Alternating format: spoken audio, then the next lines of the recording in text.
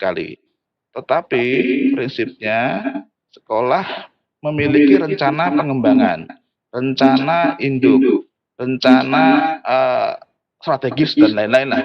Jadi di dalam rencana tersebut tentu saja kita akan melihat visinya seperti apa, misinya seperti apa, analisis kebutuhannya ada tidak, bagaimana cara pemenuhan kebutuhan dan lain-lain. Sehingga sejak awal kita bisa menduga sekolah-sekolah ini bisa nggak dikembangkan menjadi pusat-pusat keunggulan. Nah, tentu saja berikutnya selain memiliki perencanaan yang sangat baik, didukung oleh sumber daya. Ini menjadi persyaratan mutlak. Jadi diharapkan ada beberapa guru yang memiliki sertifikat kompetensi dari industri dan juga dunia kerja. Nah, karena penting, karena SMK itu di dalam amanat undang-undang jelas untuk bekerja. Bekerja itu artinya memiliki kompetensi, artinya harus ada pendidik atau tenaga kependidikan itu yang memiliki kompetensi yang diakui oleh industri dan juga dunia kerja. Berikutnya, Bapak, karena dengungnya adalah penekanannya adalah link and match, pernikahan massal, artinya sekolah wajib memiliki mitra industri dan dunia kerja. Nah, mitranya seperti apa? Ya, mitranya tentu saja harus aktif, memberikan kontribusi dari sisi perencanaan, misalnya sudah melakukan sinkronisasi, sudah aktif memberikan dukungan kepada sekolah untuk pembelajaran, bahkan di ujung sebagai penguji maupun sebagai penerima tamatan. Jadi data-data tentang mitra studi atau mitra industri dan juga dunia kerjanya ini itu juga menjadi salah satu kriteria dalam COE. Kemudian Bapak, kita berharap prioritas ini adalah sekolah yang punya produk unggulan. Artinya produk unggulan ini adalah hasil dari proses pembelajaran siswa di sekolahnya masing-masing. Artinya ketika anak proses hasil pembelajarannya tidak terbuang, efisien, efektif, bahkan bermerek, bahkan diakui industri, artinya produk tersebut memenuhi kriteria standar sesuai dengan dunia usaha, dunia industri. Artinya ini merupakan bagian plus atau titik tambah, sebuah pembeda gitu ya antara bibit unggul dengan bibit non unggul, maksudnya begitu. Nah, berikutnya adalah data tamatan. Harapannya ada data berapa yang bekerja, berapa yang berwirausaha maupun yang melanjutkan. Jadi kita bisa dari beberapa kriteria tersebut, paling tidak kita bisa diyakinkan oleh Bu Bapak bahwa sekolah kami adalah sekolah yang memiliki potensi untuk dikembangkan sebagai COE. Kira-kira seperti itu. Nah, untuk lebih lanjut atau lebih detail, nanti silahkan bisa diakses juknis kita, insya Allah juknis kita dalam waktu singkat ini mudah-mudahan ya bisa segera diakses gitu ya, ditandatangani kemudian diakses dan lain-lain, sehingga nanti Ibu Bapak bisa segera mengusulkan, bisa menyiapkan proposalnya, bisa mengusulkan melalui takwa. Lanjut. Nah, Ibu Bapak, berikutnya ini adalah alur pelaksanaan Danper kita ini atau COE sektor hospitality.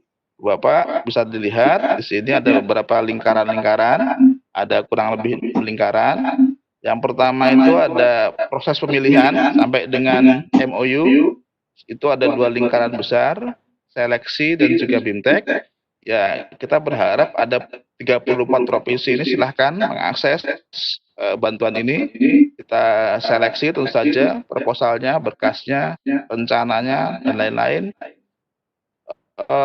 Yang bintang ini apakah dimungkinkan nanti calon nominatif ini harus presentasi atau tidak tentang SMK-nya, dan ini dibiayai oleh DIPA SMK.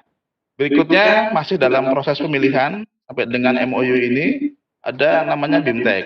Nah, BIMTEK ini tentu saja oleh Dit PSMK kita mengundang narasumber, kemudian tentu saja ada pesertanya kepala sekolah dan tim gitu ya. Isinya seperti biasa, ada kebijakan, ada cara menjalankan bantuan, kemudian sampai dengan Bapak menyusun tanda tangan MOU maupun rencana penggunaan dana. Dan rencananya akan ada 2 gelombang karena sasarannya ada 98, kalau dibagi 2 kurang lebih 49 SMK. Nah, Bapak, proses pemilihan sampai dengan tanda tangan MOU ini itu masih kita rencanakan menggunakan mekanisme Vicon. Jadi mekanisme yang sekarang kita laksanakan ini barangkali ketika situasi dan kondisi masih seperti sekarang, kita akan menyelenggarakannya BIMTEK itu masih menggunakan Vicon. Nah, berikutnya alur pelaksanaannya adalah proses pelaksanaan. Jadi di sini ada sosialisasi, pendampingan, supervisi, sampai dengan pelaporan. Nah, inilah nanti yang akan dilaksanakan oleh sekolah-sekolah penerima bantuan. Nanti artinya pola-pola garis besar dari alur ini kira-kira yang harus dilaksanakan dari mulai Bapak melakukan sosialisasi internal program COE-nya gitu ya kepada seluruh warga sekolah. Kemudian ada pendampingan karena Banper ini output utamanya adalah dari sisi sarana, kemudian juga dari sisi perbaikan pembelajaran yang berkualitas.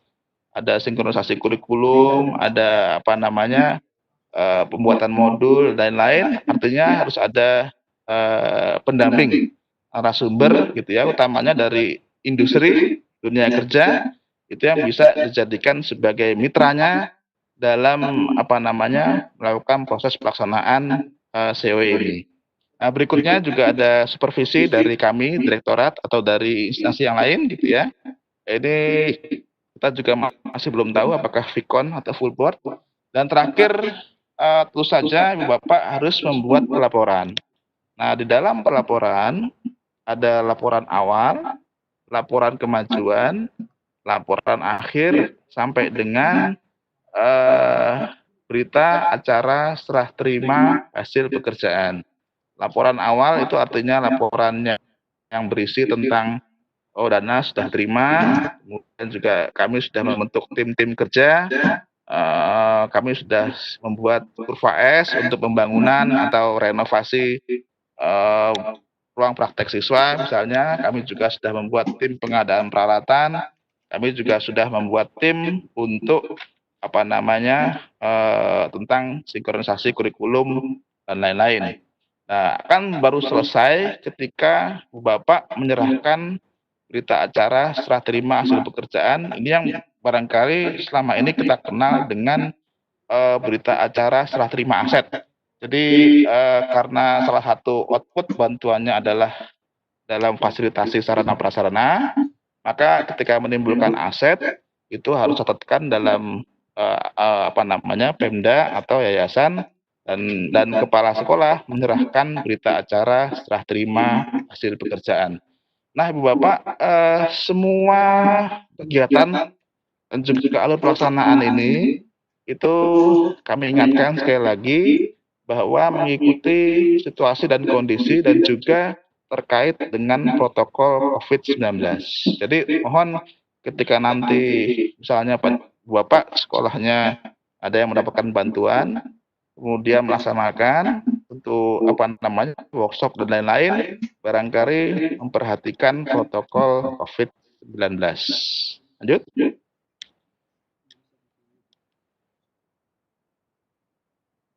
Nah, Ibu Bapak, ini tadi yang sudah kami sampaikan sebelumnya.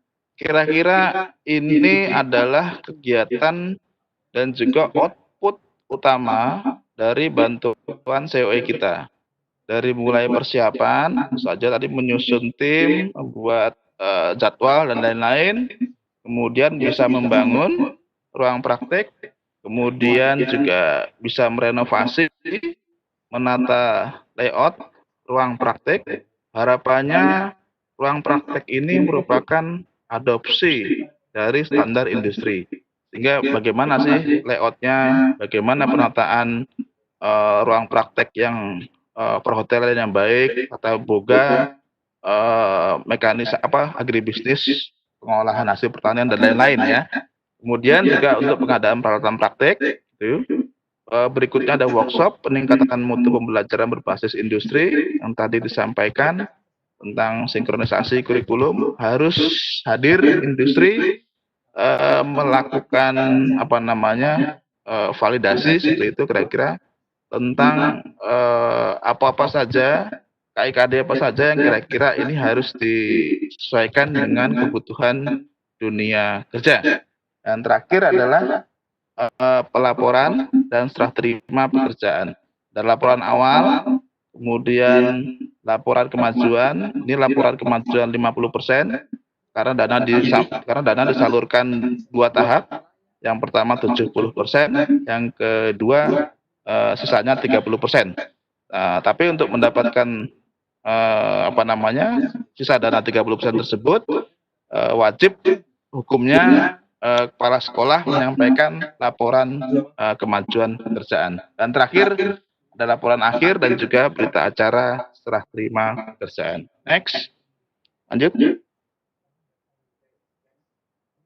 Ibu Bapak, berikutnya adalah jadwal tentatif kami. Jadi sosialisasi on schedule ini di minggu ketiga di bulan Juni, gitu ya. Kita menyelenggarakan secara Vicon.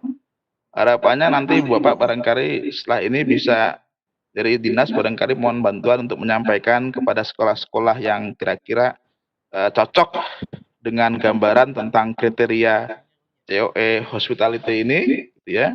Itu rencananya penerimaan usulan itu sudah bisa diakses mudah-mudahan sekitar bulan awal Juli. Kemudian kita akan melakukan seleksi, itu direncanakan sekitar Juli. Kemudian juga penetapan ini bisa bergelombang antara pekan 1 sampai pekan ketiga Juli atau bahkan mungkin sampai Agustus, gitu ya. BIMTEK ya sejalan ini dengan paralel barangkali antara pekan kedua, pekan keempat Juli, rencananya masih dalam Vicon. Penyaluran dana bantuan ini pencairannya 70%, kemudian pelaksanaan bantuan, dan terakhir sampai dengan laporan akhir. Kira-kira ini jadwal utamanya untuk program COE Hospitality. Next, ada lagi barangkali. Ya, Ibu Bapak, sekian barangkali yang bisa kami sampaikan secara makro tentang program bantuan pemerintah yang ada di subdit bidang pusat didik, khususnya untuk COE. Berikutnya masih ada program bantuan yang lain, saya serahkan kepada Pak Agus sebagai moderator. Terima kasih. Assalamualaikum warahmatullahi wabarakatuh. Waalaikumsalam warahmatullahi wabarakatuh. Terima kasih Pak Ditayo atas penjelasannya tentang COE sektor hospitality bagi Bapak Ibu yang sekolahnya memiliki jurusan-jurusan yang tadi sudah disebutkan oleh Pak Bitoyo, mungkin bisa bersiap untuk mendaftar dan menyiapkan proposal. Selanjutnya akan ada penyampaian paparan tentang bantuan atau beasiswa bakat prestasi dan keahlian khusus yang akan disampaikan oleh Pak Adri. Pak Adri sudah bergabung, Pak Adri? Siap. Pak Adri sebelah saya.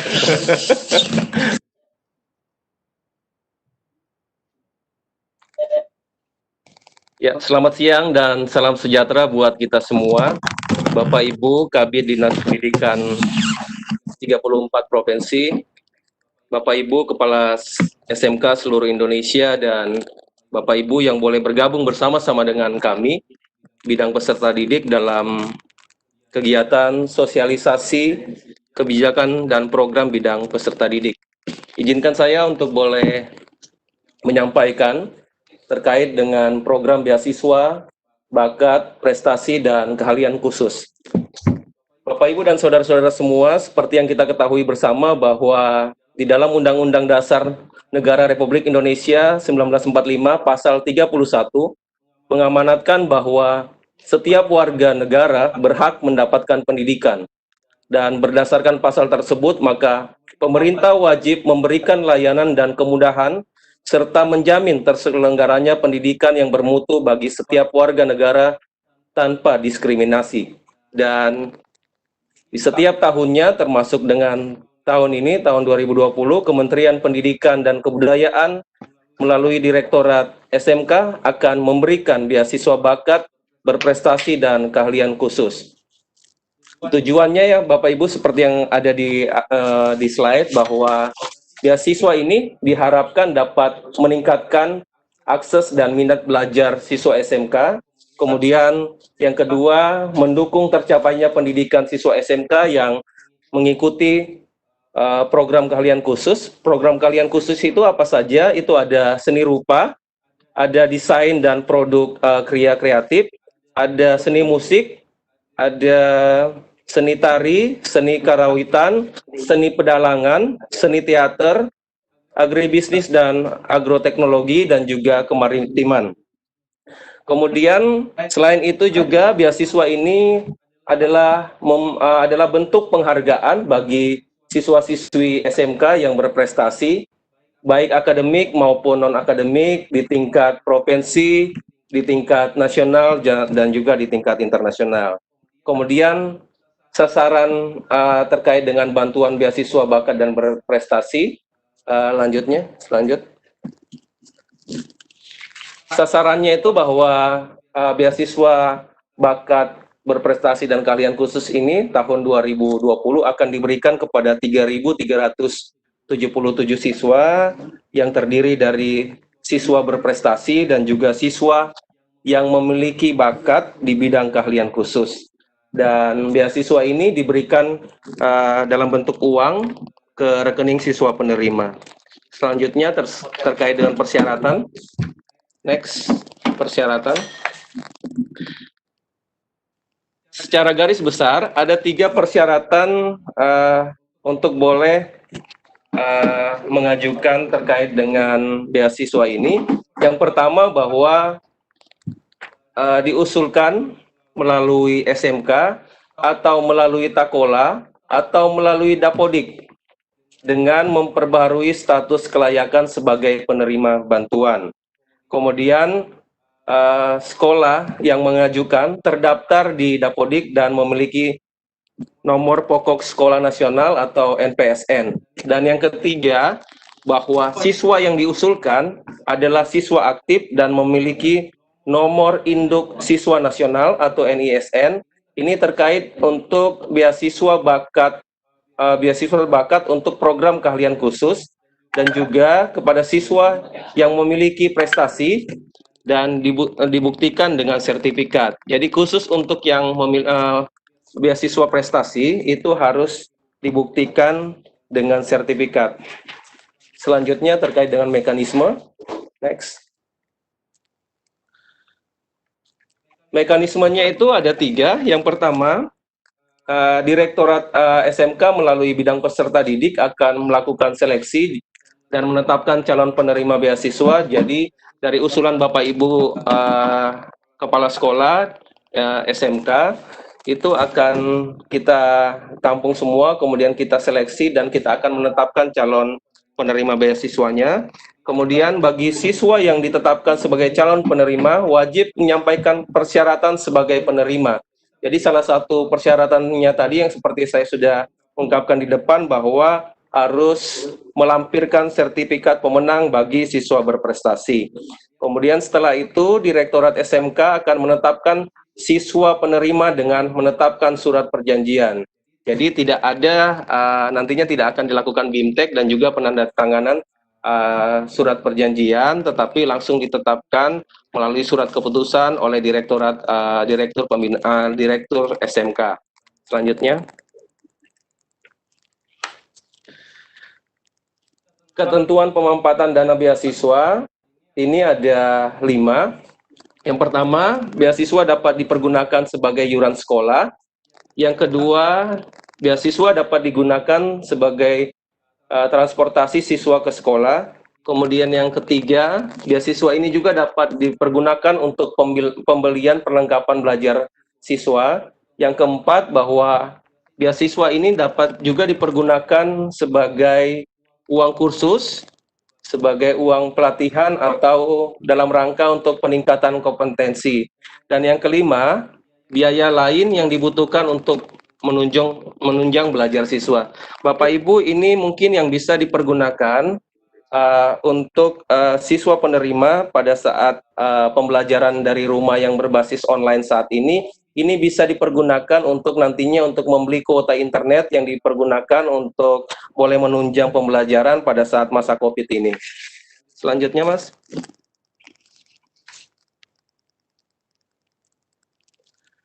Dan ini adalah alur pelaksanaannya, hampir sama dengan yang tadi diungkapkan oleh Pak Pitoyo, bahwa ada sosialisasi yang akan dilakukan oleh SMK.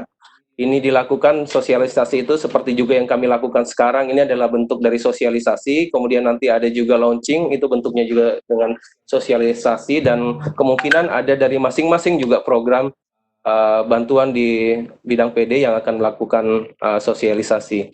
Kemudian akan dilaksanakan seleksi seperti tadi sudah diungkapkan juga, seleksi terkait dengan usulan dari SMK, kemudian kita akan menetapkan calon penerima bantuan. Setelah ditetapkan sebagai calon penerima bantuan, kemudian yang telah memenuhi syarat dan melengkapi persyaratan seperti yang telah diungkapkan di depan tadi, itu akan ditetapkan sebagai penerima beasiswa. Setelah ditetapkan menjadi penerima beasiswa itu melalui KPPN Jakarta 3 akan mentransfer atau menyalurkan beasiswa itu kepada bank penyalur, dan dari bank penyalur akan dikirim ke rekening siswa penerima. Jadi dikirimnya pada saat pelaksanaan, dana diterima di rekening siswa.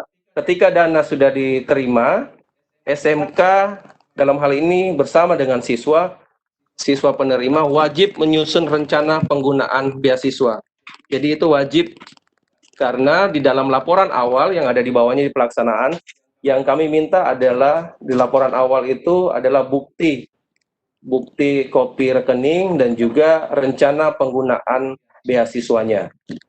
Kemudian kita akan melakukan supervisi, ini bisa jika diperlukan, bisa juga kita melakukan supervisi langsung ke sekolah, ke siswa, atau kita melakukan supervisi dalam bentuk data. Kemudian berikutnya terkait dengan pelaporan, terkait dengan beasiswa bakat dan bakat berprestasi dan keahlian khusus ini, pelaporannya ada dua bentuknya. Yang pertama adalah laporan awal tadi yang sudah ada di tahapan pelaksanaan pada saat uang pertama kali ditransfer ke siswa penerima. Itu laporan awal itu disampaikan paling lambat 7 hari terhitung sejak dana masuk ke rekening siswa. Jadi itu wajib, dan di Jubnis kami juga sudah ditulis secara jelas bahwa laporan awal itu wajib disampaikan ke Direktorat SMK itu paling lambat 7 hari kerja terhitung sejak dana masuk di rekening siswa penerima. Dan bentuknya itu di Jubnis kami di bagian lampiran itu, laporannya itu terkait dengan laporan awal, salinan buku rekening siswa penerima yang menunjukkan bahwa dana sudah masuk ke rekening, dan yang kedua rencana penggunaan beasiswa yang tadi ada di bagian pelaksanaan itu disusun bersama SMK dan juga siswa penerima. Kemudian laporan yang kedua terkait dengan laporan akhir. Ini laporan akhir ini disampaikan ke Direktorat SMK paling lambat 14 hari setelah beasiswa selesai dilaksanakan. Dan terkait dengan 14 hari ini juga, apabila sampai pada batas waktu yang telah ditentukan pada tanggal 31 Desember 2020 masih terdapat sisa dana beasiswa yang belum direncanakan, belum dipergunakan atau terserap, maka siswa penerima melalui sekolah wajib menyetorkan ke kas negara sesuai dengan ketentuan yang berlaku. Mungkin yang menjadi pertanyaan Bapak Ibu, kalau seandainya ada siswa yang ingin mempergunakan dana beasiswa ini di tahun depan, dapatnya tahun 2020, kemudian tahun depan ingin meningkatkan kompetensi di tahun depan, ingin ikut prakerin kemudian membutuhkan dana untuk menopang itu, tidak masalah Bapak Ibu, tetapi di dalam laporan yang akan diserahkan kepada Direktorat SMK nanti sudah direncanakan. Jadi posisinya sudah direncanakan. Jadi titik poinnya bahwa ketika sudah direncanakan dilaporkan di laporan akhir itu tidak masalah dan tidak wajib untuk dikembalikan ke kas negara. Next, sudah selesai Mas. Berikutnya, ya. Demikian penyampaian dari saya terkait dengan beasiswa bakat prestasi dan keahlian khusus. Dan selanjutnya saya serahkan kepada Mas Agus. Silakan Mas Agus.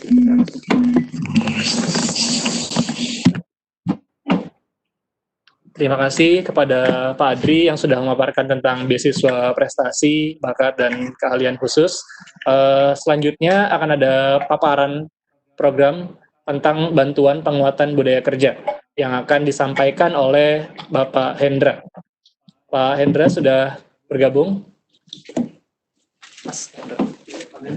Ya, sudah Mas Agus.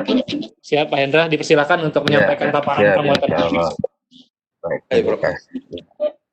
Terima kasih Mas Agus sebagai moderator. Assalamualaikum warahmatullahi wabarakatuh. Salam sejahtera untuk kita semua.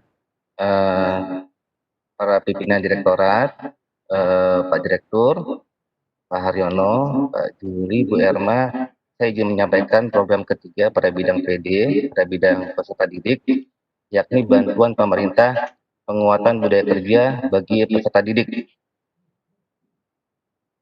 Ini meski nggak di depan mata, kode dekat juga ya. Ibu Bapak Kepala Sekolah yang saya hormati, pihak dinas yang saya hormati dan yang berbahagia, sebelumnya mungkin ada sedikit pertanyaan. Apakah sekolah yang Ibu Bapak pimpin dirasa diakui oleh pengunjung, siapapun itu berbeda dari SMA?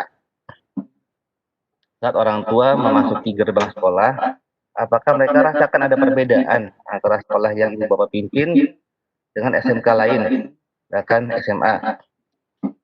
Rasanya ini menjadi perhatian kita semua untuk menampilkan ciri khas, identitas, karakteristik dari SMK kita.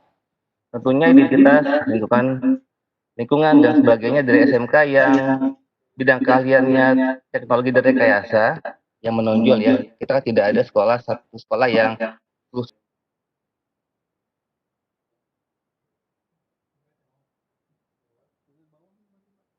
karakteristik peserta didik yang unik, yang menekuni masing-masing kompetensi keahlian, pun perlu dibina dan dikuatkan dengan mengadopsi dan mengadaptasi profesionalisme yang berlaku di dunia usaha dan dunia industri yang kemudian diprogram, dikembangkan menjadi budaya kerja yang mungkin juga telah diterapkan di SMK Ibu Bapak sekalian. Dalam hal ini, Direktorat SMK akan mengintervensi dengan program penguatan budaya kerja bagi peserta didik. Lanjut, Mas Agus. Ya, lanjut lagi.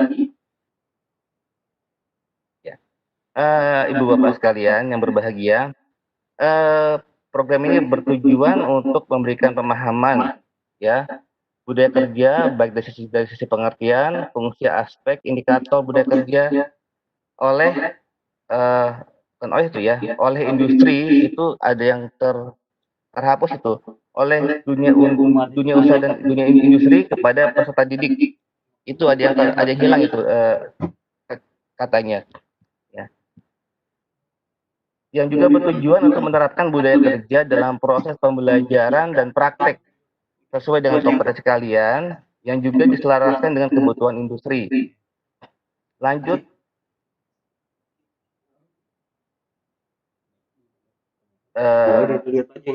Sebelumnya Mas, ya, Bapak dan Ibu sekalian, ya, ini beberapa persyaratan penerima mungkin juga sudah ada di sekolah Bapak dan Ibu sekalian. Di nomor 1 itu terdaftar di Dapodik dan memiliki NPSN.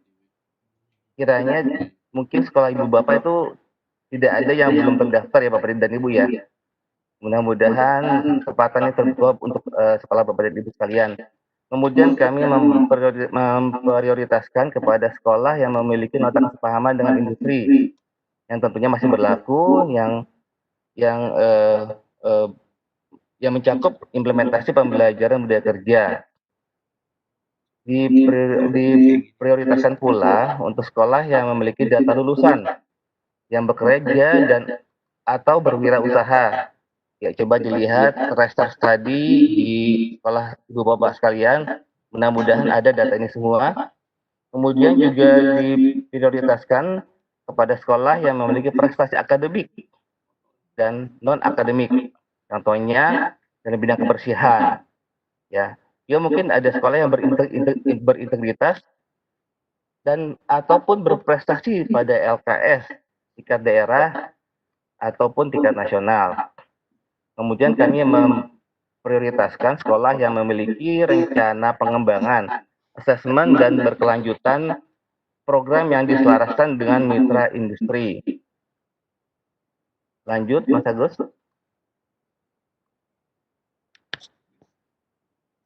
Bisa Ibu dan Bapak sekalian lihat, silakan mengajukan usulan melalui aplikasi Takola. Lalu kami akan menyeleksi calon penerimanya dan menetapkan. Lalu kemudian kita berakad ya Ibu dan Bapak sekalian agar kita tahu kalau Bapak dan Ibu juga berkomitmen untuk menjalankan program ini. Kemudian kami akan menyalurkan bantuan sesuai dengan ketentuan yang berlaku. Lanjut.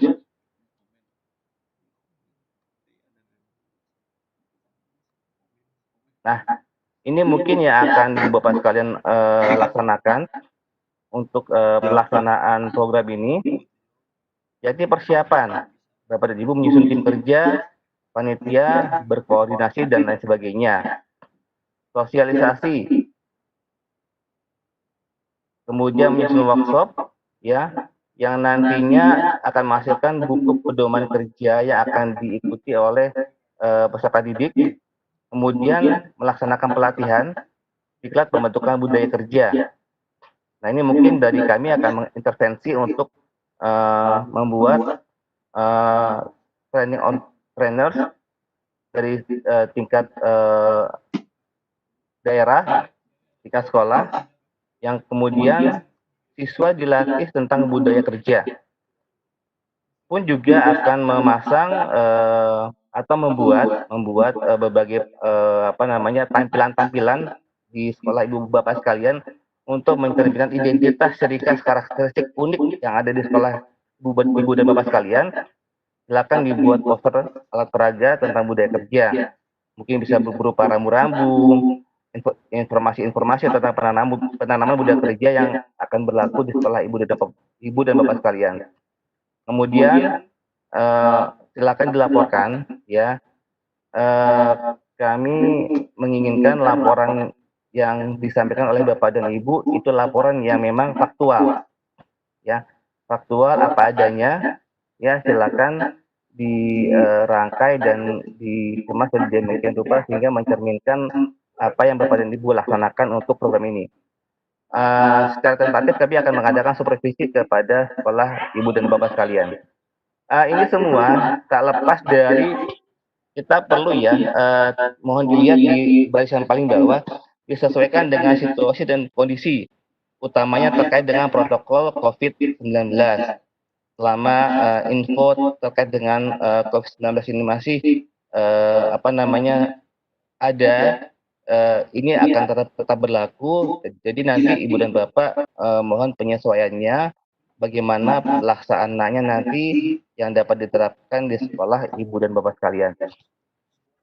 Selanjutnya, Mas Agus.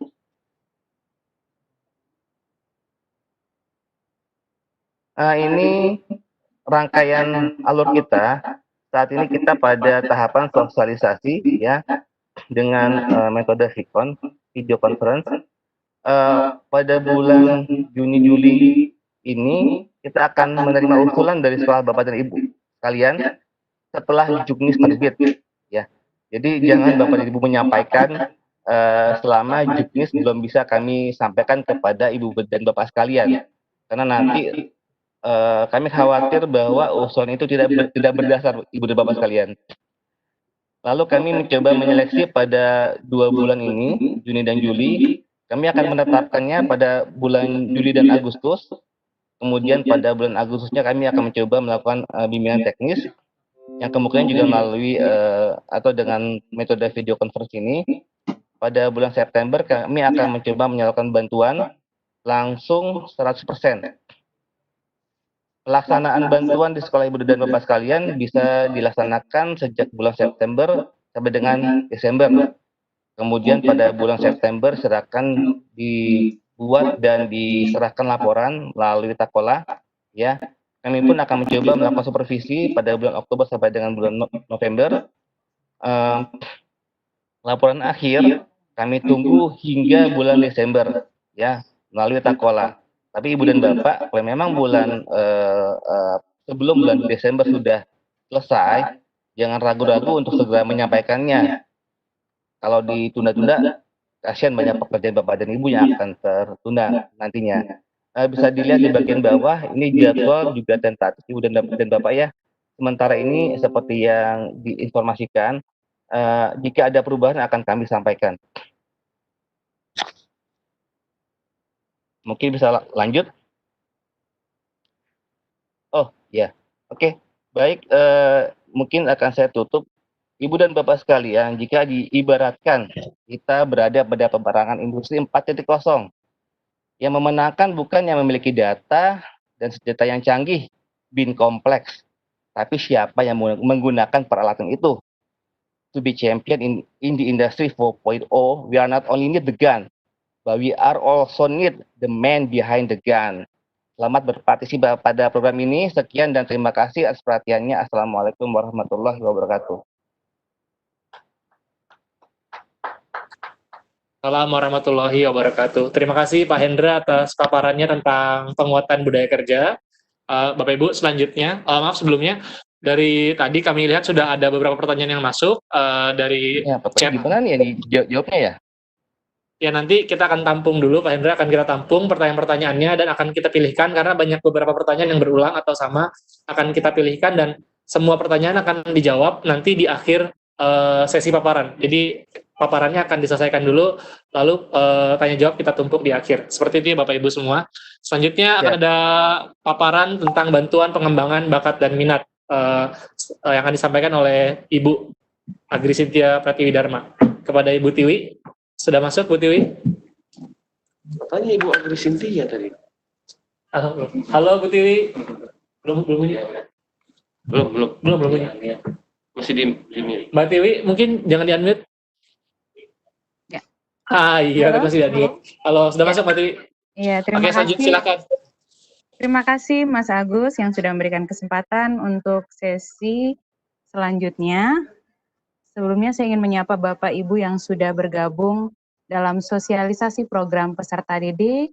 Terima kasih pada Bapak Ibu kepala sekolah dari dinas dan juga pimpinan di bidang peserta didik. Baiklah, saya akan mencoba menjelaskan tentang bantuan pengembangan bakat dan minat ekstrakurikuler dan intrakurikuler. Pada program bantuan ini ditujukan kepada 100 dengan sasaran 120 sekolah. Sebagaimana kita tahu bahwa sekolah memiliki kegiatan intrakurikuler, kokurikuler, dan ekstrakurikuler yang menunjang untuk pengembangan bakat dan minat dari peserta didik SMK sehingga dapat mencapai tujuan pendidikan nasional.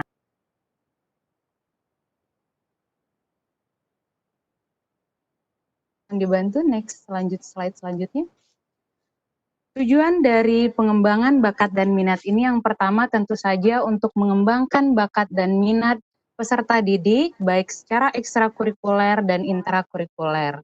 Secara ekstrakurikuler Bapak Ibu tentu sudah sangat paham bahwa ada ekstrakurikuler wajib seperti gerakan kepramukaan dan juga ekstrakurikuler pilihan sesuai dengan olah bakat dan olah minat yang Bapak Ibu identifikasi di sekolah masing-masing.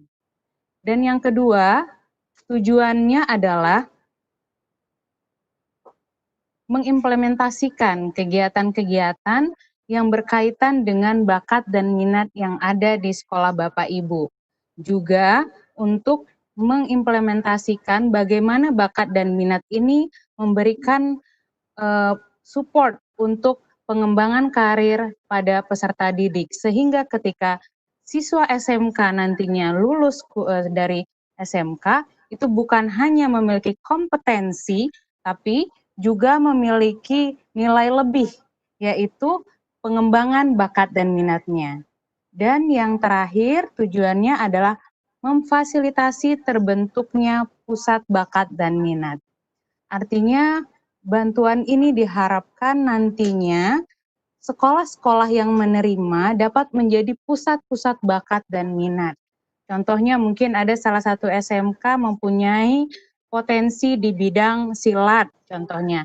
Nah, itu menjadi pusat bakat dan minat bidang silat di kotanya bahkan di provinsinya. Harapan ke depan seperti itu. Next.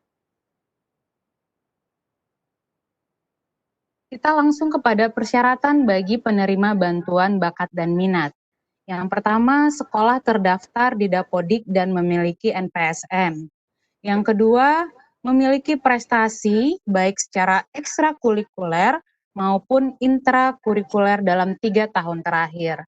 Jadi kepada Bapak Ibu di sekolah bisa melakukan rekap data terkait dengan prestasi bukan hanya ekskul, intrakul, peserta didiknya saja, tetapi juga kepada gurunya, sekolahnya, mungkin tenaga kependidikannya, yang nanti itu akan menjadi nilai lebih dalam kita menseleksi mana sekolah yang berhak mendapatkan bantuan bakat dan minat. Yang ketiga, mempunyai guru atau instruktur atau pelatih untuk membimbing. Dalam hal ini saya yakin Bapak Ibu di ekstrakurikuler dan intrakurikuler sudah ada guru yang membimbing. Nah, nilai plus ketika mendapatkan bantuannya adalah guru, instruktur atau pelatih yang membimbing, bukan hanya sekedar guru, tapi ada misalkan dari guru silat misalkan, atau dari industri, contohnya ada yang ahli IT mungkin yang membina sekali berapa bulan. Nah, contohnya seperti itu. Itu yang menjadi nilai lebih guru atau instruktur yang ada yang melatih bakat minat yang Bapak Ibu kembangkan di sekolah masing-masing. Yang keempat, memiliki sarana dan prasarana minimal. Artinya nanti Bapak Ibu ketika mengajukan dijelaskan dengan surat keterangan. Contoh, Bapak Ibu punya ekskul atau intrakurikuler yang berkaitan dengan bidang IT.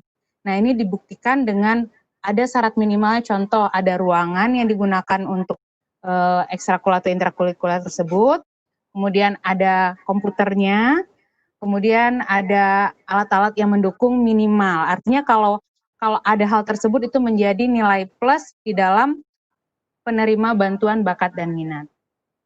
Kemudian yang kelima, kami prioritaskan kepada SMK-SMK yang sudah memiliki dukungan dari mitra praktisi atau profesional atau dari dari penggiat dari dunia usaha dan industri.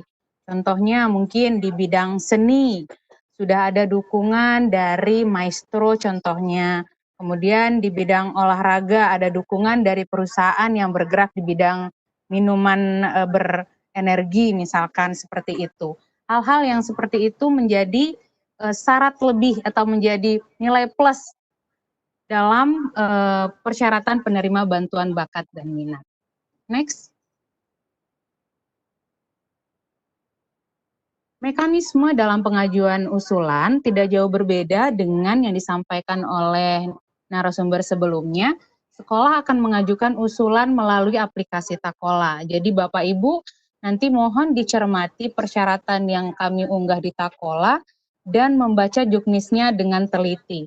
Proses yang kedua, usulan yang masuk kita akan seleksi dan menyusun daftar calon penerima sesuai dengan persyaratan. Seperti yang saya sampaikan tadi. Kemudian yang ketiga, penetapan penerima usulan, Direktorat SMK akan menerbitkan SK penetapan. Kemudian yang keempat, penandatanganan surat perjanjian melalui kegiatan BIMTEK. Yang mungkin dalam kondisi pandemi sekarang, akan dilakukan secara video conference. Selanjutnya melakukan penyaluran dana bantuan pemerintah ke rekening sekolah masing-masing yang menerima bantuan.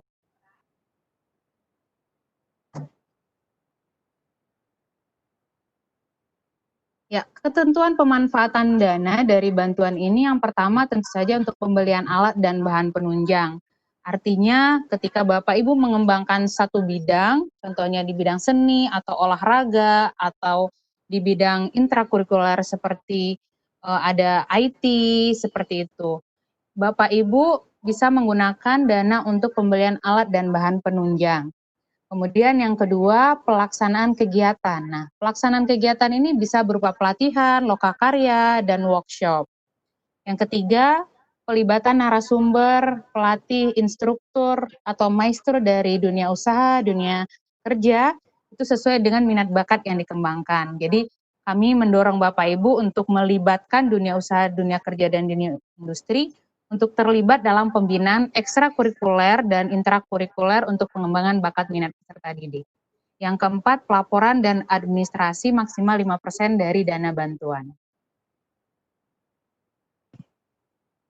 Nah, sebagaimana yang saya sampaikan tadi bahwa bantuan dari pengembangan bakat dan minat ini mempunyai output utama adalah pengembangan bakat dan minat. Seperti yang dijelaskan di paparan, bahwa ada prosesnya, persiapan, Bapak Ibu menyusun tim kerja dan panitia, serta koordinasi, kemudian ada sosialisasi, lalu pemenuhan fasilitas pengembangan bakat dan minat, fasilitas untuk pengembangan bakat minatnya, kemudian pilihan kegiatannya, berdasarkan bakat dan minat yang Bapak Ibu usulkan.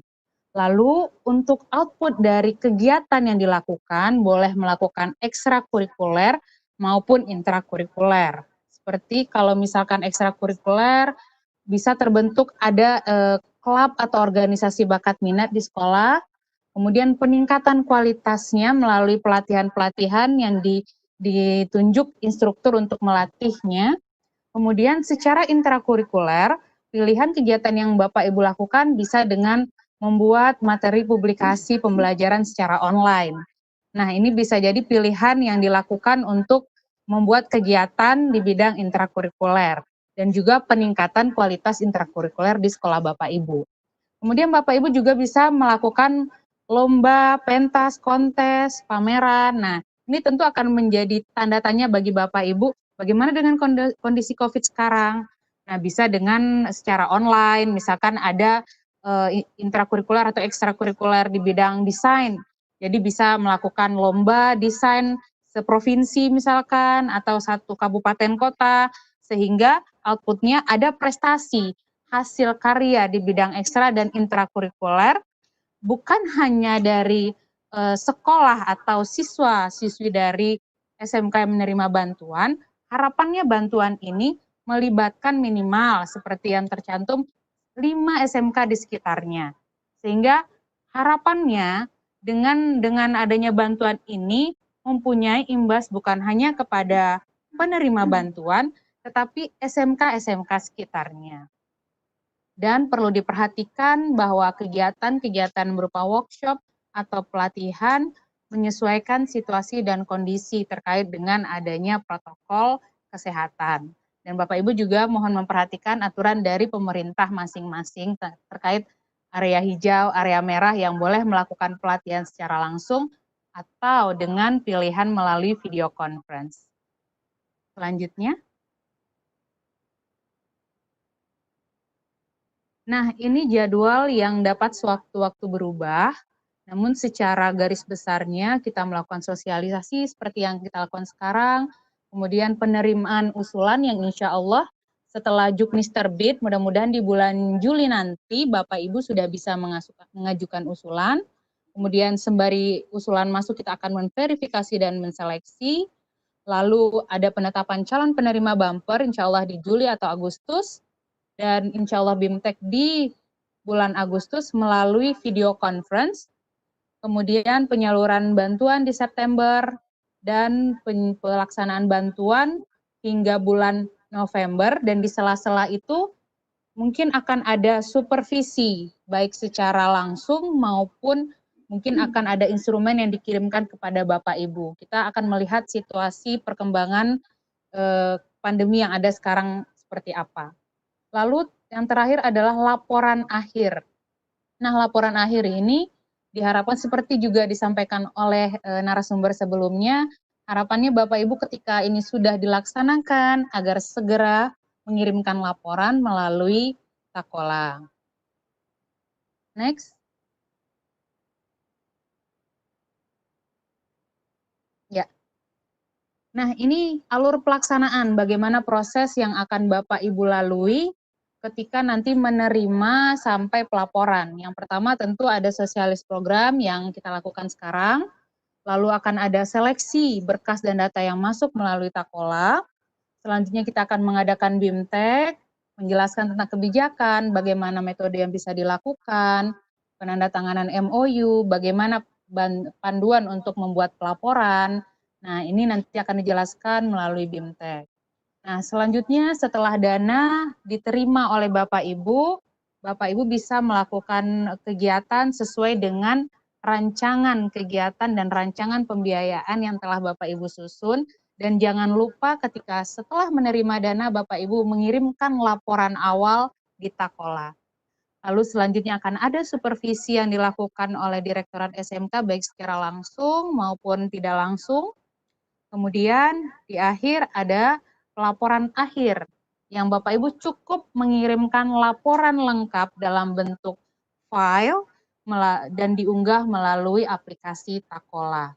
Nah, ini perlu saya tekankan sekali lagi bahwa untuk pelaksanaan kegiatan-kegiatan itu dapat secara vikon maupun tatap muka langsung disesuaikan dengan protokol atau kondisi sekolah saat ini. Ya, selanjutnya. Ya, mungkin itu saja yang perlu saya sampaikan terkait dengan bantuan pengembangan bakat minat ekstrakurikuler dan intrakurikuler. Terima kasih atas perhatian dari Bapak Ibu. Selanjutnya saya kembalikan kepada Mas Agus. Baik, terima kasih Mbak Tiwi yang sudah memaparkan tentang bantuan pengembangan bakat dan minat. Selanjutnya adalah sosialisasi program usaha kesehatan sekolah yang akan disampaikan oleh Ibu Sri Mariani sebagai penanggung jawab. Bu Yani sudah masuk, Ibu? Oke, baik. Oke, Bu Yani dipersilakan. Ya, makasih Mas Agus. Assalamualaikum warahmatullahi wabarakatuh. Waalaikumsalam. Salam sejahtera. Hormat Bapak Ibu Kepala Dinas Pendidikan Provinsi ya, atau yang mewakili kepala bidang, Bapak Ibu Kepala Sekolah seluruh Indonesia, atau yang mewakili Bapak Haryono selaku koordinator bidang peserta didik SMK, Bapak Julius Nurro selaku wakil koordinator bidang peserta didik SMK, Irma Herawati wakil koordinator bidang peserta didik, dan Bapak Ibu peserta didik.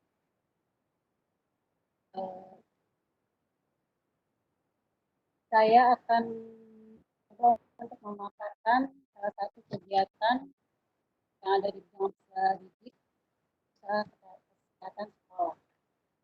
Mungkin ini kegiatan yang kelima ya, yang terakhir di bidang peserta didik ya, kesehatan sekolah atau yang dengan UKS.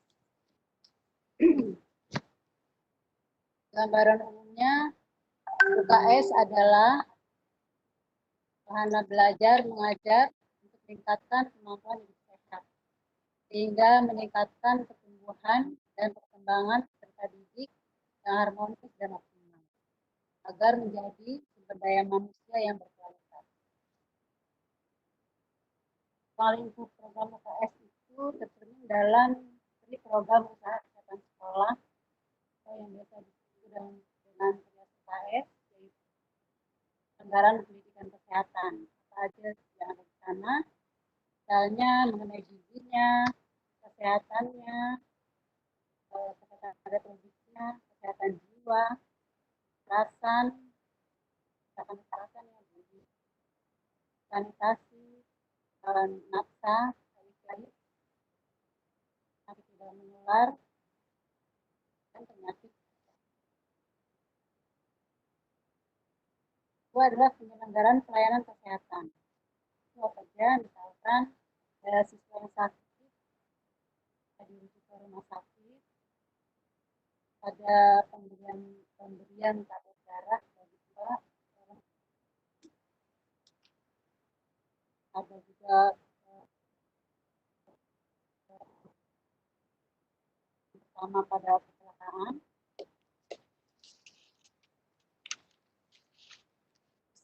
ada juga penanganan pasca sakit. Terus ketiga adalah pembinaan lingkungan kehidupan sekolah sehat, indah dan hijau. Itu misalkan di sekolah mengadakan air bersih dan hijau.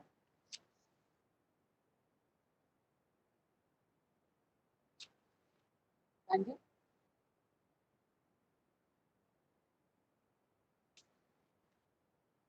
Tujuan UKS di SMK adalah untuk memupuk kebiasaan pola hidup bersih dan sehat dan meningkatkan derajat kesehatan peserta didik. Yaitu misalkan penurunan kesakitan anak sekolah, peningkatan kesehatan peserta didik warga sekolah, baik fisik maupun mental dan sosial. Terus meningkatkan cakupan pelayanan kesehatan terhadap peserta didik dan warga sekolah. Dan meningkatkan daya tangkal dan daya hidup terhadap pengaruh buruk narkotika, rokok, alkohol, dan obat-obatan berbahaya lainnya. Itu antara tujuan SMK. Contohnya seperti itu. Lanjut.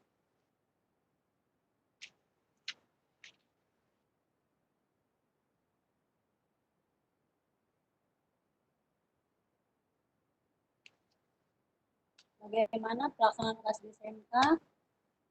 UKS di SMK itu menekankan kepada peningkatan potensi dan sumber daya manusia secara fisik dan psikologi yang berstandar internasional dan layanan berbasis keunggulan lokal. Hal ini berkaitan dengan lulusan SMK yang siap masuk ke dunia kerja. SMK yang melaksanakan program UKS merupakan usaha yang dilakukan sekolah untuk bantu murid dan juga warga sekolah yang sangat kawasan lingkungan sekolah. UKS SMK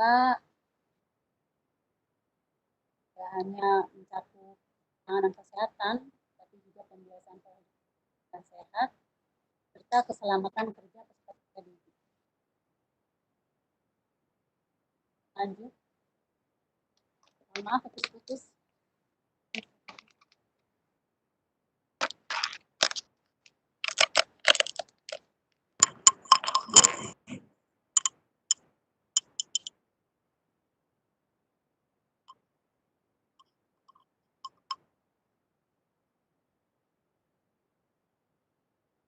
Sasaran UKS itu adalah warga sekolah, yaitu kepala sekolah, guru, peserta didik, pegawai sekolah, dan unsur tim pelaksana UKS di SMK, serta unsur masyarakat. Unsur tim pelaksana UKS itu apa aja? Bisa dari unsur kecamatan, dari desa, atau dari kepala sekolah, atau dari komite, atau guru, bisa juga dari puskesmas, dan unsur lainnya yang relevan. Sosialisasinya untuk tahun 2020, bantuan UKS itu tidak ada. Jadi hanya ada kegiatan sosialisasi yang akan dilaksanakan terhadap 250 SMK yang terpilih sesuai dengan kriteria yang sudah ditentukan. Lanjut. Kriteria tersebut yaitu sekolah yang terdata di Dapodik, 2 sekolah yang memiliki fasilitas dan petugas UKS, fasilitas UKS itu apa aja, seperti ada ruang UKS, alat-alat UKS, toilet yang bersih, adanya wastafel di ruang kelas atau juga mungkin di depan kelas, dan adanya obat-obatan ringan, obat-obatan yang umum. Terus sekolah yang terakreditasi. Lanjut. Ini kegiatan dan output utamanya. Kegiatan pertama adalah persiapan, yaitu dari kita ada penyusunan tim kerja dan panitia untuk koordinasi. Dan adanya sosialisasi seperti yang sekarang dilaksanakan dan yang nanti juga akan dilaksanakan sesuai jadwal. Sosialisasi diadakan adalah untuk pemahaman tentang UKS, khususnya yang berkaitan dengan COVID-19. 3. Pengadaan fasilitas kesehatan terkait COVID-19, misalkan termometer, hand sanitizer, masker, dan lain-lain. Untuk pelaporan dan supervisi, karena masih pandemi, mungkin ini kita melalui online laporannya. Dan akan dibuatkan instrumen, nanti sekolah yang akan mengisi. Dan dikirim secara online. Itu. Lanjut. Ini jadwalnya. Rencananya kita akan mengadakan sosialisasi pada bulan Juni sampai dengan November. Kalau bulan Juni ini kita sudah persiapan, termasuk sekarang sosialisasi yang pertama. Mungkin ada sosialisasi berikutnya nanti sekitar bulan Juni sampai dengan November. Sosialisasi itu akan dibuat dibagi menjadi 3 region. Region wilayah barat, wilayah tengah, dan wilayah timur. Rencananya seperti itu. Dan supervisi akan kita laksanakan pada bulan November sampai dengan Desember. Supervisi jika tidak memungkinkan melalui online, itu dengan instrumen yang tadi sudah disebutkan. Terakhir adalah laporan kegiatan sosialisasi itu akan dilaksanakan pada bulan Juni sampai November. Sosialisasi ini nanti dibuat laporan untuk kegiatan dari Direktorat SMK. Lanjut. Mungkin itu saja yang bisa saya sampaikan. Intinya pelaksanaan UKS di SMK dimaksudkan untuk menjamin sejahtera lahir, batin, dan sehat. Kesehatan yang dimaksud adalah keadaan sehat, baik fisik, jiwa, spiritual, maupun sosial, yang memungkinkan setiap orang hidup produktif secara sosial dan ekonomi. Mungkin itu yang bisa saya sampaikan. Bila ada kata yang kurang berkenan, saya mohon maaf. Wassalamualaikum warahmatullahi wabarakatuh. Saya kembalikan ke Mas Agus. Terima kasih, Mas Agus.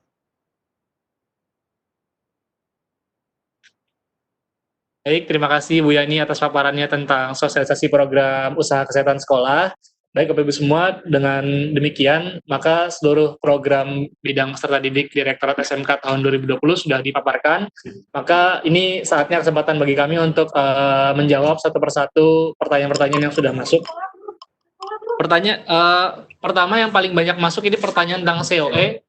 Pak Pitoyo, apakah sudah terhubung, Pak Pitoyo? Oke. Ya, Pak Pitoyo. Ini ada beberapa pertanyaan, Pak. Mungkin Pak Pitoyo juga bisa melihat di chat OLX-nya tentang COE. Ini banyak yang bertanya tentang bidang-bidang lain, Pak, seperti bidang tata busana, kriya seni, elektronika. Apakah ada bidang atau ada bantuan COE-nya? Lalu bagaimana untuk bidang-bidang yang tidak ada COE-nya? Monggo Pak Pitoyo. Masih ada takolan. Ya, oke. Terima kasih Mas Agus. Tadi di awal juga sempat saya singgung bahwa mungkin bantuan kita kalau dibagi menjadi dua hal besar, itu adalah COE dan juga non-COE. Ya, COE, ada beberapa COE, tapi yang hanya ada di bidang peserta didik, itu adalah COE hospitality. Sementara di bidang-bidang yang lain, juga terdapat COE, misalnya industri kreatif, permesinan, COE lainnya dan lain-lain lah gitu. Jadi itu yang COE, sementara yang non COE saya tadi sudah sampaikan oleh kawan-kawan, ya ada bakat minat, ada beasiswa dan lain-lain. Kemudian juga di subdit lain, di bidang yang lain juga punya bantuan non COE. Ya, tapi karena kali ini tema kita adalah sosialisasi di bidang peserta didik, artinya kita fokus pada informasi yang sesuai yang ada di dalam bidang peserta didik. Tapi prinsipnya begini, Bapak, eh, pada akhirnya nanti semua program atau bantuan itu akan diupdate dan juga bisa diakses melalui Takola. Jadi kita sudah kurang lebih 3 tahun menggunakan Takola. Mudah-mudahan Ibu Bapak sudah terbiasa mengakses bantuan sampai dengan mengupload usulan dan juga mengirimkan laporan via Takola. Jadi nanti semuanya akan diakses gitu ya melalui aplikasi Takola. Jadi simpan kuotanya untuk mengakses Takola kita gitu ya. Silahkan nanti barangkali sehari sekali akses website kita, bisa informasi yang lain maupun yang Takola, atau barangkali melihat juga website Kementerian Pendidikan dan Kebudayaan. Terima kasih Mas Agus. Pak Pitoyo. Baik, Pak Pitoyo, terima kasih penjelasannya tadi. Tadi Pak Pitoyo sudah menyinggung tentang Takola. Ini juga salah satu prasyarat untuk kita bisa. Bagus, sudah.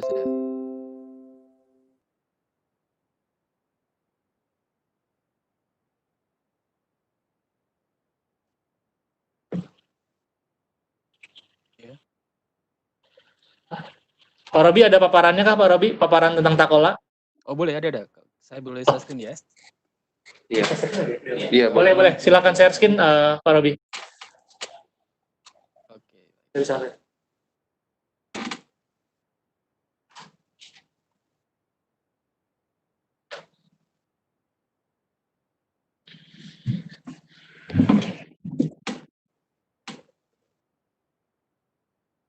Oke, sudah terlihat paparan saya? Ada. Oke, baik. Sudah. Saya izin dimulai ya. Baik, selamat siang Bapak Ibu. Assalamualaikum warahmatullahi wabarakatuh. Yang saya hormati Bapak Ibu pimpinan serta rekan di Direktorat SMK, serta Bapak Ibu Dinas Pendidikan Provinsi, dan Bapak Ibu Kepala Sekolah atau yang mewakilinya. Pada siang hari ini coba sedikit penjelasan. Nah ini terkait Takola. Jadi setiap tahun kita coba jelaskan. Dan ini untuk Takola 2020 memang ada sedikit perbedaan. Kita coba kupas satu persatu. Secara garis besar Takola dari tahun awal 2018 kita mulai itu sama prosesnya, yaitu mulai dari pengusulan, pengajuan, penetapan hingga pelaporan. Untuk 2020 ini mekanisme masih sama dan aturan juga sama. Jadi bagi sekolah-sekolah yang kemarin tahun-tahun 2019, 2018 itu punya tunggakan laporan. Nah ini mohon diperiksa nanti di menu di Takola, nanti bisa koordinasi dengan operatornya. Nanti mohon diperiksa di menu verifikasi data atau menu pengajuan atau menu kelengkapan dokumen. Nanti jika muncul tampilan seperti ini, itu artinya Bapak Ibu sekolah atau sekolah Bapak Ibu tercatat mempunyai tunggakan. Secara default di sistem sudah kita kasih batasan. Jadi yang kita hitung sebagai tunggakan adalah laporan bantuan tahun 2018 ke atas. Cuman kemarin ada beberapa data, yaitu data bantuan tahun 2016, 17 itu kita sudah gathering, sudah kumpulkan Takola. Dari data tersebut ada beberapa sekolah yang memang terdeteksi belum mengirimkan laporannya. Nah itu.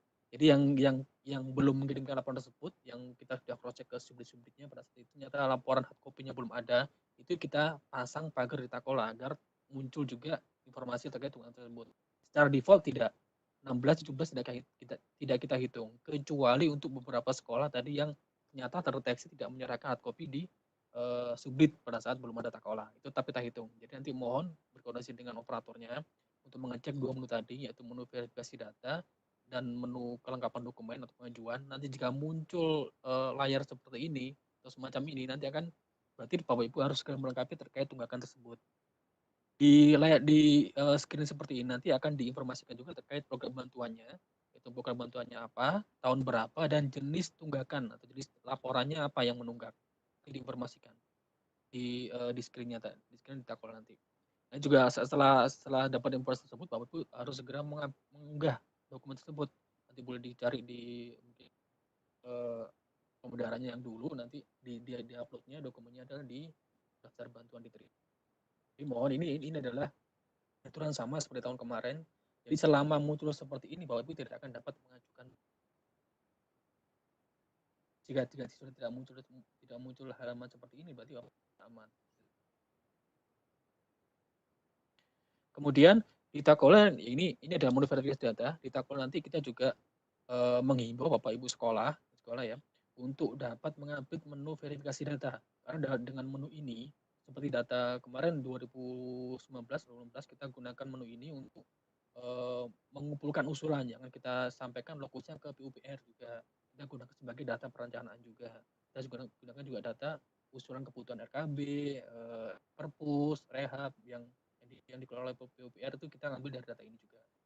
Nanti sekolah atau bagi dinas provinsi agar bisa menghimbau sekolah di wilayah Bapak Ibu untuk segera memperbarui data ini, paling tidak mensinkronkan datanya dengan Dapodik.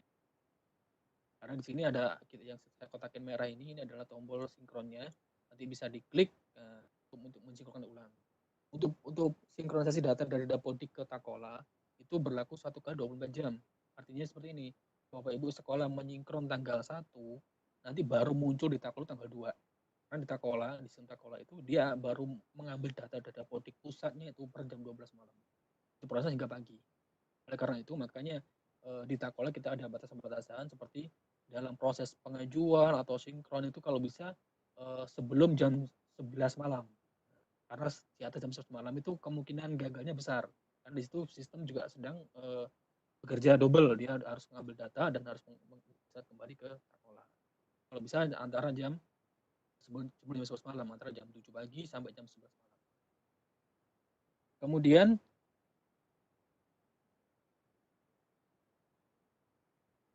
ini kemudian di Takola juga ada nanti ada para bantuan, ini bantuan di Sarpas, nanti ada muncul terkait pengisian pemetaan alat yang ada di ruang praktek, nanti mohon juga dilengkapi juga.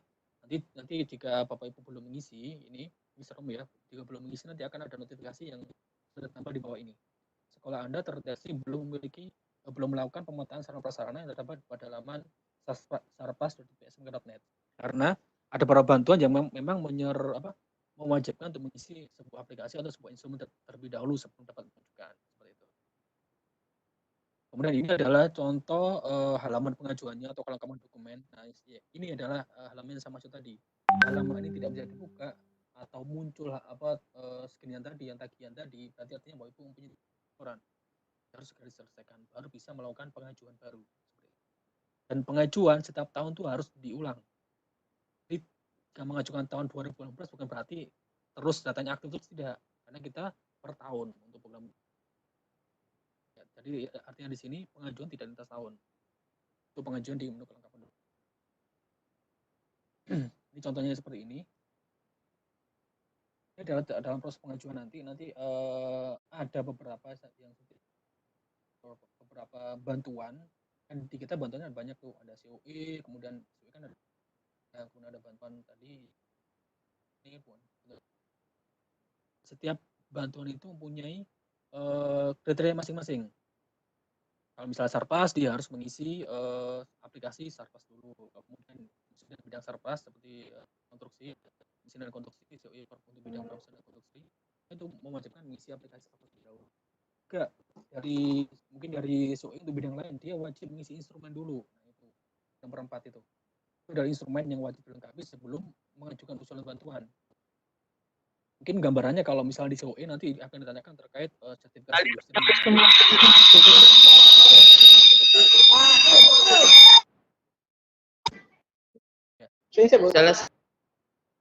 Ya, jadi nanti mohon dicermati pada saat melengkapi dokumen. Jadi yang pertama itu apakah ada notifikasi seperti itu apa enggak. Kalau nomor 1 aman, tidak ada notifikasi, lanjut ke nomor 2 yaitu terkait setelah memilih nama program bantuan terkait lampirannya. Mohon dicermati juga dalam mengupload dokumen lampiran usulan, sebelum mengupload mohon dibaca dulu juknisnya dulu lingkar merah itu. Dibaca dulu juknisnya, kemudian utamanya di kolom persyaratan bantuan.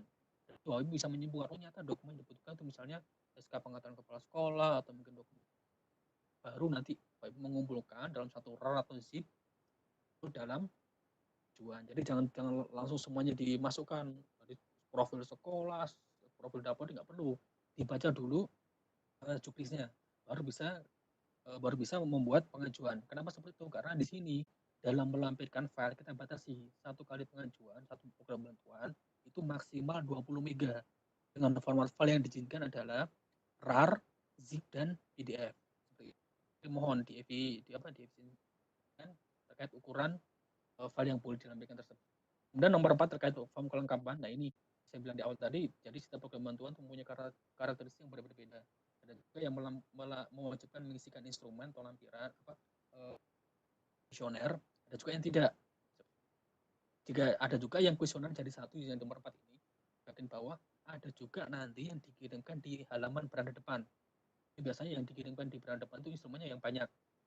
Itu ada upload file atau dan yang banyak dikirimkan di beranda depan. Nanti kalau dikirimkan di beranda depan nanti akan muncul seperti ini. Kalau Ibu lihat di sebelah kanan atas ada beranda depan, nanti ada semacam muncul menunya, ada form yang harus dilengkapi, nanti ada warningnya, ada kliknya gitu.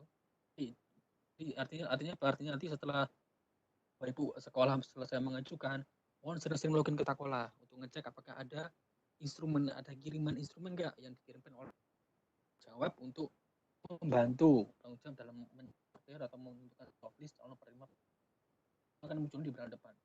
Nah, muncul pengisian akan seperti ini model. Di setiap instrumen nanti akan ada batas waktu pengisian. Itu yang atas ini, batas waktu pengisian 1 Agustus. Ini kan ada batas waktu pengisian. Kemudian didampingi dengan ada 3 tombol. Yang pertama tombol simpan draft yang di sebelah kiri atas itu digunakan untuk menyimpan kuesioner ini sementara, artinya belum final. Jadi boleh diisi satu persatu kemudian ditekan simpan draft. Ya kan disimpan dan statusnya belum final. Draft, artinya kita belum bisa kita olah.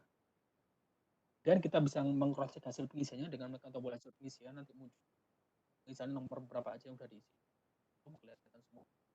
Nanti jika Bapak Ibu sudah selesai menjawab semua pertanyaan, kalau di sini kalau di contoh ini, kalau Ibu lihat di paling bawah itu ada nomor 1 dari 20 pertanyaan. Itu artinya ada 24 pertanyaan. Kemudian yang sedang aktif di sini ada nomor 1-nya. Kemudian kalau Bapak Ibu di conteng-conteng itu ada sebanyak 5 nomor, itu artinya pertanyaan terjawab. Kemudian yang tombol Mas Robi. Halo Mas Robi. Iya. Suaranya agak pelan dan terputus, mungkin bisa ini Mas pakai headset atau didekatkan soundnya. Oke. Oke, terima kasih Mas Robi. Halo, sudah jelas? Halo, tes. Jelas Mas, bagus, mantap. Sip. Jadi saya lanjutkan lagi ya. Jadi terkait pengisian instrumen melalui beranda depan, nanti formnya seperti ini. Nanti di bagian bawah akan muncul tombol-tombol sebanyak jumlah pertanyaan. Nah itu kalau dilihat Bapak di situ, kelihatan nomor 1 sampai dengan 24. Nanti bisa berganti-ganti seperti itu. Nanti bagi pertanyaan yang sudah terjawab akan ditandai dengan tanda contreng di atasnya.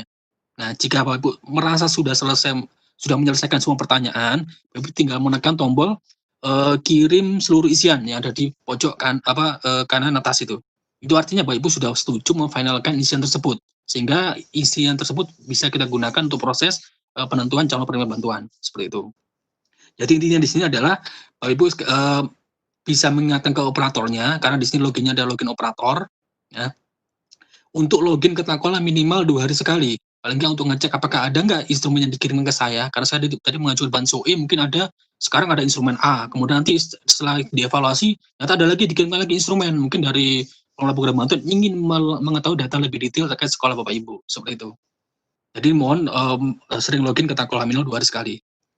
Kemudian nanti setelah proses pengajuan bantuan, nanti Bapak Ibu bisa memantau hasil usulan Bapak Ibu di menu progres pengajuan bantuan. Nah ini, menunya akan seperti ini.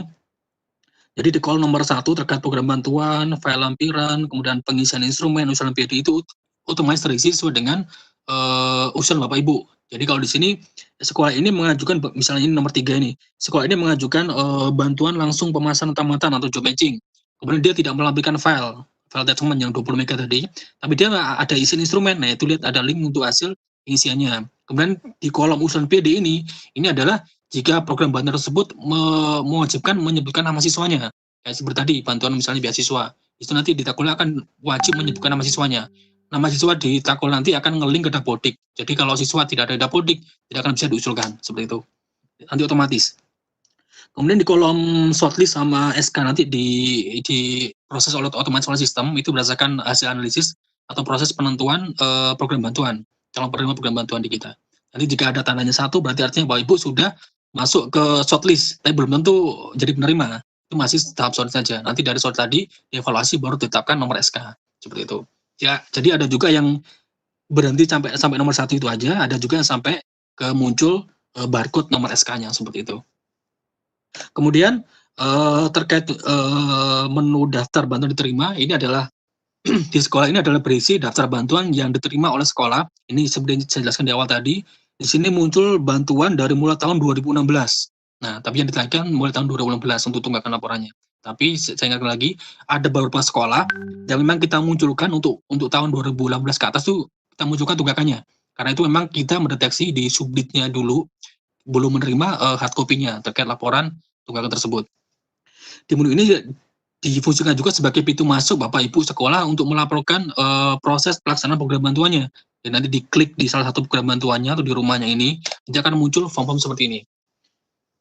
Nah, nanti di sini Pak Ibu di sekolah bisa mencermati, nanti kita juga ada, jadi nanti mungkin di dokumen ini, di dokumen terkait yang belakangnya ini ya, sebelum form kotak ini, nanti di situ ada file-file yang sengaja di-sharingkan oleh pengelola program bantuan ke sekolah penerima. Bisa jadi itu adalah format laporan atau yang lainnya, bisa di-sharingkan di situ. Jadi nanti kalau misalnya ada sharing file di situ, Bapak Ibu tinggal mengikuti, jangan membuat format sendiri, atau bisa membaca juklaknya, bisa ditambahkan di juklak juga. Nanti jika di-sharingkan filenya, Bapak Ibu tinggal mendownload file tadi, diklik, di-download, nanti Bapak Ibu tinggal menyesuaikan isinya, kemudian di-upload kembali. Sesimpel itu Bapak Ibu. Kemudian nanti terkait penguploadannya, nanti di sini akan ada, untuk tahun ini kita tambahkan terkait field catatan atau kolom catatan. Ini boleh kosong.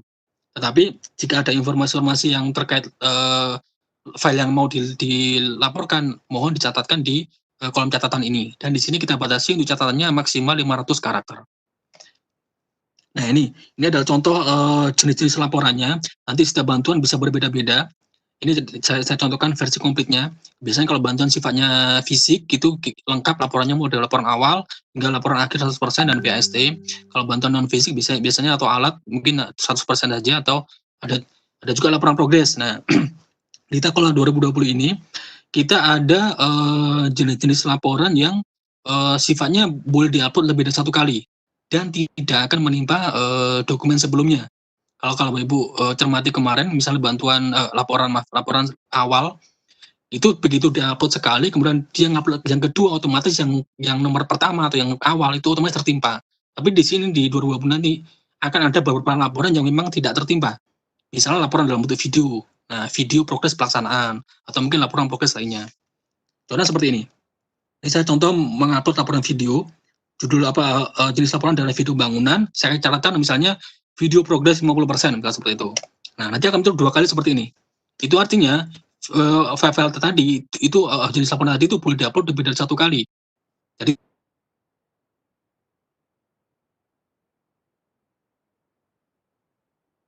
biasanya diupload cuma sekali. Kemudian di Takola ini untuk 2020 ini, untuk format file laporan kita sudah tambahkan yang tadi terkait video. Jadi sekarang untuk format file yang diizinkan diupload Takola untuk pelaporannya ya, itu ada 2 jenis file. Jadi format file, yaitu yang pertama format file untuk video yaitu MP4 saja atau MP4, kemudian untuk dokumen yaitu PDF. Itu aja. Itu sementara. Nanti jika ada perubahan terkait format file akan kita informasikan di Takola langsung. Dan juga ukurannya untuk semua dokumen itu tersebut ada 50 MB untuk maksimalnya. Seperti itu.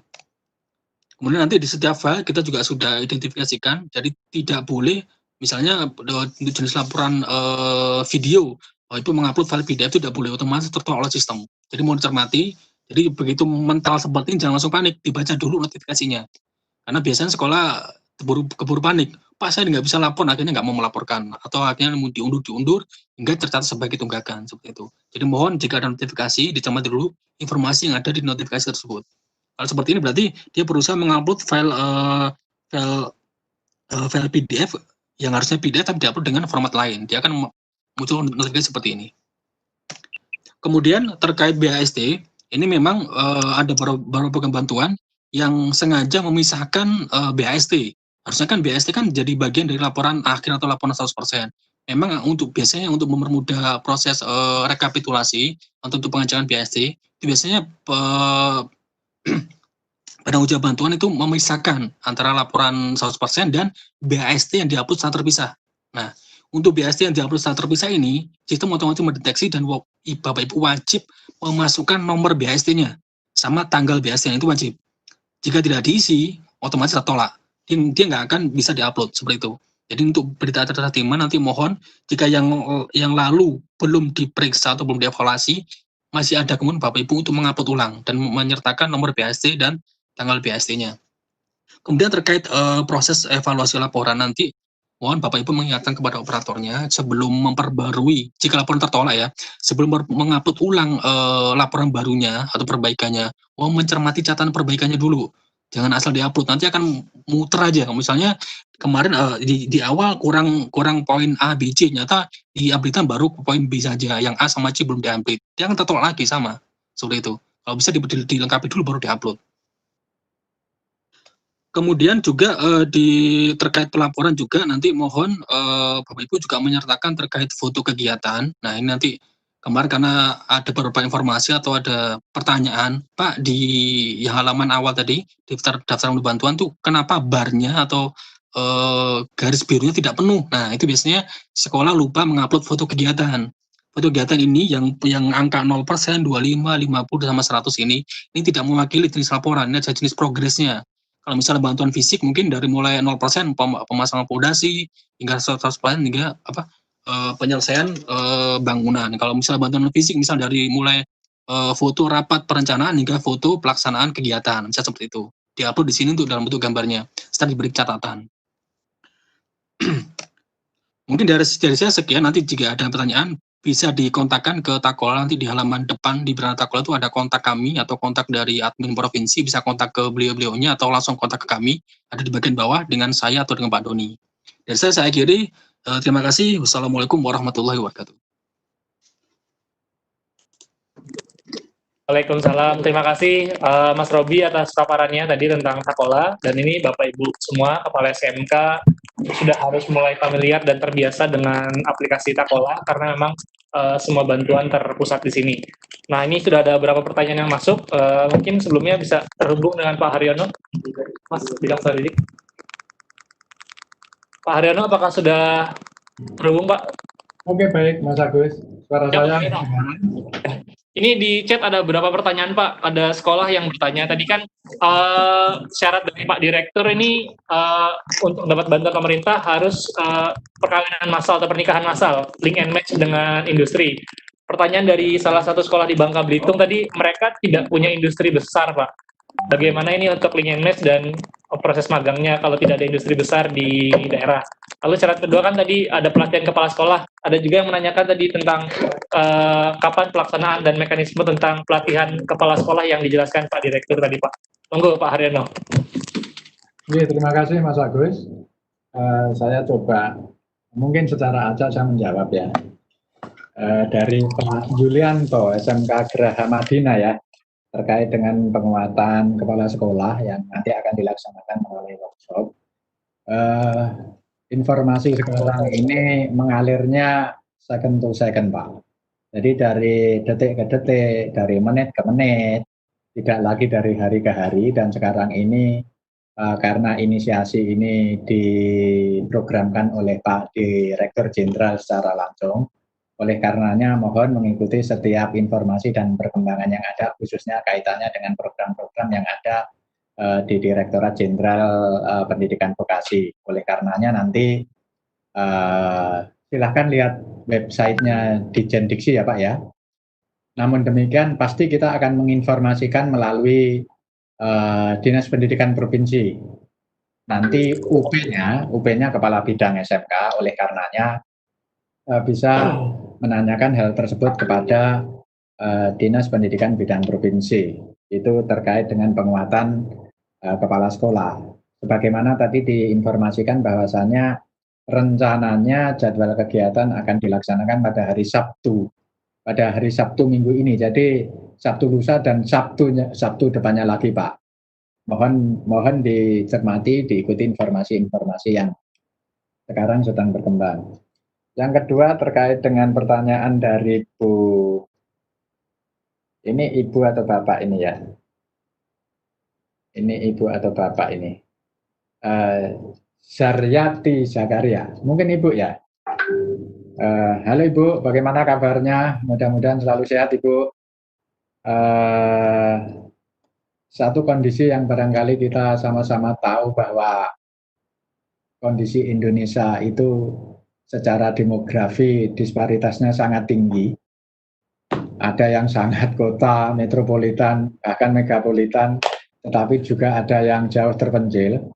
Oleh karenanya optimalkan segala aset yang ada, utamanya untuk pengembangan sekolah. Oleh karenanya saya pikir kategori besar kecilnya perusahaan itu relatif, tetapi kami sangat mohon bahwa ketika kemudian industri dalam ukuran atau level apapun yang terjangkau dan ada di wilayah Ibu atau Bapak, optimalkan ketika dalam konteks pengembangan pembelajaran. Kalaupun kemudian di sana tidak termasuk dalam kategori industri atau perusahaan yang besar, tetapi ketika mampu mengeksplorasi terkait dengan kebutuhan kompetensi tenaga kerja di wilayah Ibu, saya pikir itu bisa menjadi mitra industri untuk melaksanakan program dari Direktorat Jenderal Diksi. Lalu banyak juga pertanyaan dari Bapak Ibu Kepala Sekolah kaitannya dengan kompetensi-kompetensi lain seperti elektronika, tata busana, apakah bisa mengusulkan. Saya pikir sepanjang kriteria itu memenuhi, itu bisa saja diusulkan. Pak Direktur sudah membagi pekerjaan dan tanggung jawab kaitannya dengan pengembangan SMK untuk menjadi Center of Excellence, Bapak Ibu semuanya. Kebetulan di sebelah kanan saya ini ada Pak Dr. Abdul Haris, beliau sebagai koordinator di bidang tata kelola. Beliau punya tugas dan tanggung jawab untuk mengembangkan JOE pada sektor ekonomi kreatif. Ekonomi kreatif itu yang termasuk di dalamnya adalah tata busana, kemudian animasi, termasuk RPL, desain komunikasi visual, itu masuk di ekonomi kreatif. Jadi silahkan mengusulkan di sana, melalui Takola juga tentunya. Beberapa kompetensi keahlian lain yang tadi ada pertanyaan juga dari kesehatan, sekali lagi ketika persyaratan-persyaratan yang tadi agak detail saya kira sudah disampaikan oleh Pak Direktur, dan itu menjadi potensi yang ada di sekolah Bapak Ibu semuanya, usulkan saja melalui Takola. Tadi sudah disampaikan sekali lagi bahwa sesuai dengan karakteristiknya pengelompokan ini terjadi.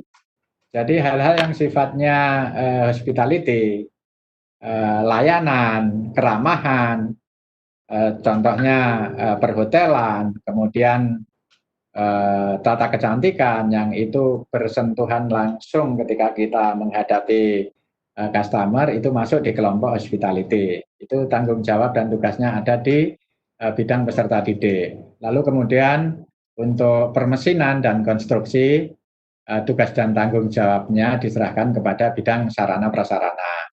Untuk care service dan layanan kesejahteraan sosial untuk balita dan juga lansia itu ditanggung jawabi oleh bidang penilaian.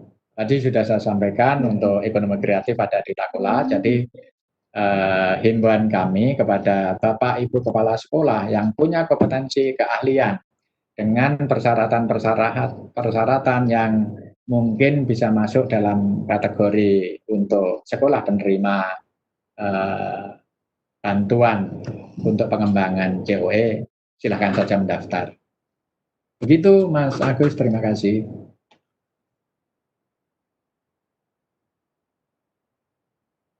Baik, terima kasih Pak Haryono. Mohon izin Pak, ada satu pertanyaan lagi yang mungkin bisa dijawab ini oleh Pak Haryono. Dari Pak Udin, kita juga ada YouTube Live Pak. Di YouTube ini ada yang bertanya Pak, bisakah satu sekolah mengusulkan beberapa bantuan dan memungkinkan satu sekolah mendapat lebih dari satu bantuan di 1 tahun anggaran? Bagaimana Pak Haryono, apakah mungkin ini Pak? Pak Udin ya? YouTube. Pak Udin ya? Iya. Tadi coba nanti kami lihat Bapak bahwa seleksi dan filter itu akan kami lakukan setelah pengusulan itu di-upload melalui Takola. Berdasarkan persyaratan-persyaratan yang menjadi kriteria, tentunya itu akan menentukan lolos tidaknya sekolah itu menerima bantuan sesuai dengan jenis dan programnya. Satu hal yang perlu kita perhatikan juga, terhadap kuota dan sasaran bantuan, berapa sekolah yang akan menerima, itu yang akan menjadi pertimbangan. Oleh karenanya, nanti seleksi filter itu akan kami lakukan atas dasar kriteria dan juga kuota. Apakah memungkinkan satu sekolah mengusulkan beberapa bantuan? Dalam konteks pengusulan bantuan, monggo saja disilahkan masing-masing sekolah mengusulkan bantuan-bantuan yang ada di program, yang ada di Direktorat SMK. Tetapi terhadap kemungkinan atau peluang untuk menerima bantuan itu, sekali lagi berdasarkan mekanisme seleksi dan penetapan yang kami lakukan di Direktorat SMK. Begitu Mas Agus, terima kasih. Baik, terima kasih Pak Haryono, sudah sangat jelas penjelasan dari Pak Haryono terkait tadi beberapa pertanyaan. Selanjutnya mungkin Pak Adri akan menjawab beberapa pertanyaan yang berkaitan dengan beasiswa. Tadi ada juga yang tanya tentang PIP Pak Adri, apakah masih di kita atau bagaimana PIP Pak Adri. Terus kemudian juga selanjutnya bagaimana pengusulan tadi syarat sertifikasi buat beasiswa. Ya, terima kasih Mas Agus. Terkait dengan program Indonesia Pintar itu untuk tahun ini memang untuk tahap 1 itu dieksekusi oleh Direktorat SMK. Kemudian selanjutnya itu telah dipindahkan ke pusat pembiayaan.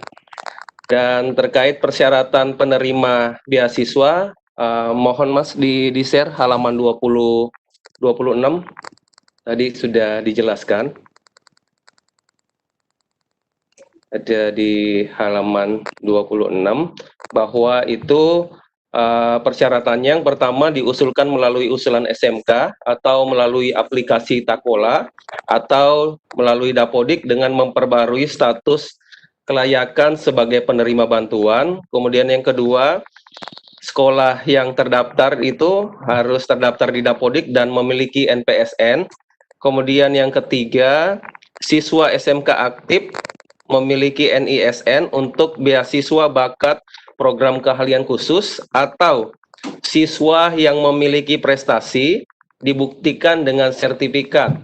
Jadi harus ada sertifikat dan sertifikat itu tidak harus dikeluarkan oleh Kementerian Pendidikan dan Kebudayaan. Jadi sertifikat itu bisa dikeluarkan oleh badan atau instansi lain yang terkait dan nanti kami akan verifikasi lagi datanya. Seperti itu Mas Agus. Baik Pak Adri, terima kasih sudah atas penjelasannya. Bagi Bapak Ibu yang juga baru bergabung atau tadi terlambat mengikuti dan ada yang bertanya juga bagaimana ini slide paparannya apakah bisa dikirimkan. Nanti di akhir sesi setelah semua pertanyaan terjawab ini kita akan berikan link untuk mengunduh paparan hari ini. Ada paparan program beasiswa, program Takola, juga ada paparan tentang di YouTube juga sudah di-share link untuk mendownload paparan pada hari ini. Selanjutnya saya persilakan kepada Ibu Tiwi. Sudah terhubung dengan Ibu Tiwi? Ya, Mas.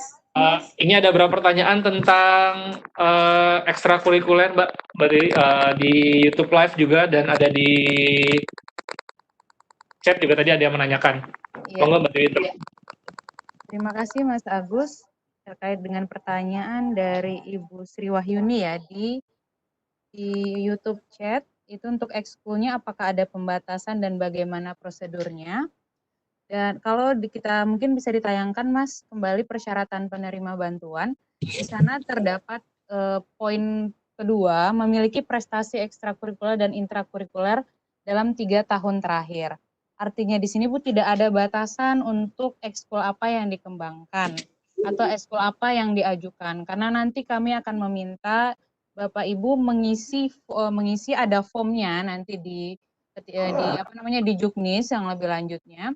Itu apa aja ekskul yang Bapak Ibu punya, intrakul yang dipunyai oleh Bapak Ibu, itu yang akan kami lihat seperti itu. Kemudian ada juga pertanyaan apakah pembina ekskulnya dapat bantuan pembinaan. Nah, bantuan ini kami berikan kepada sekolah.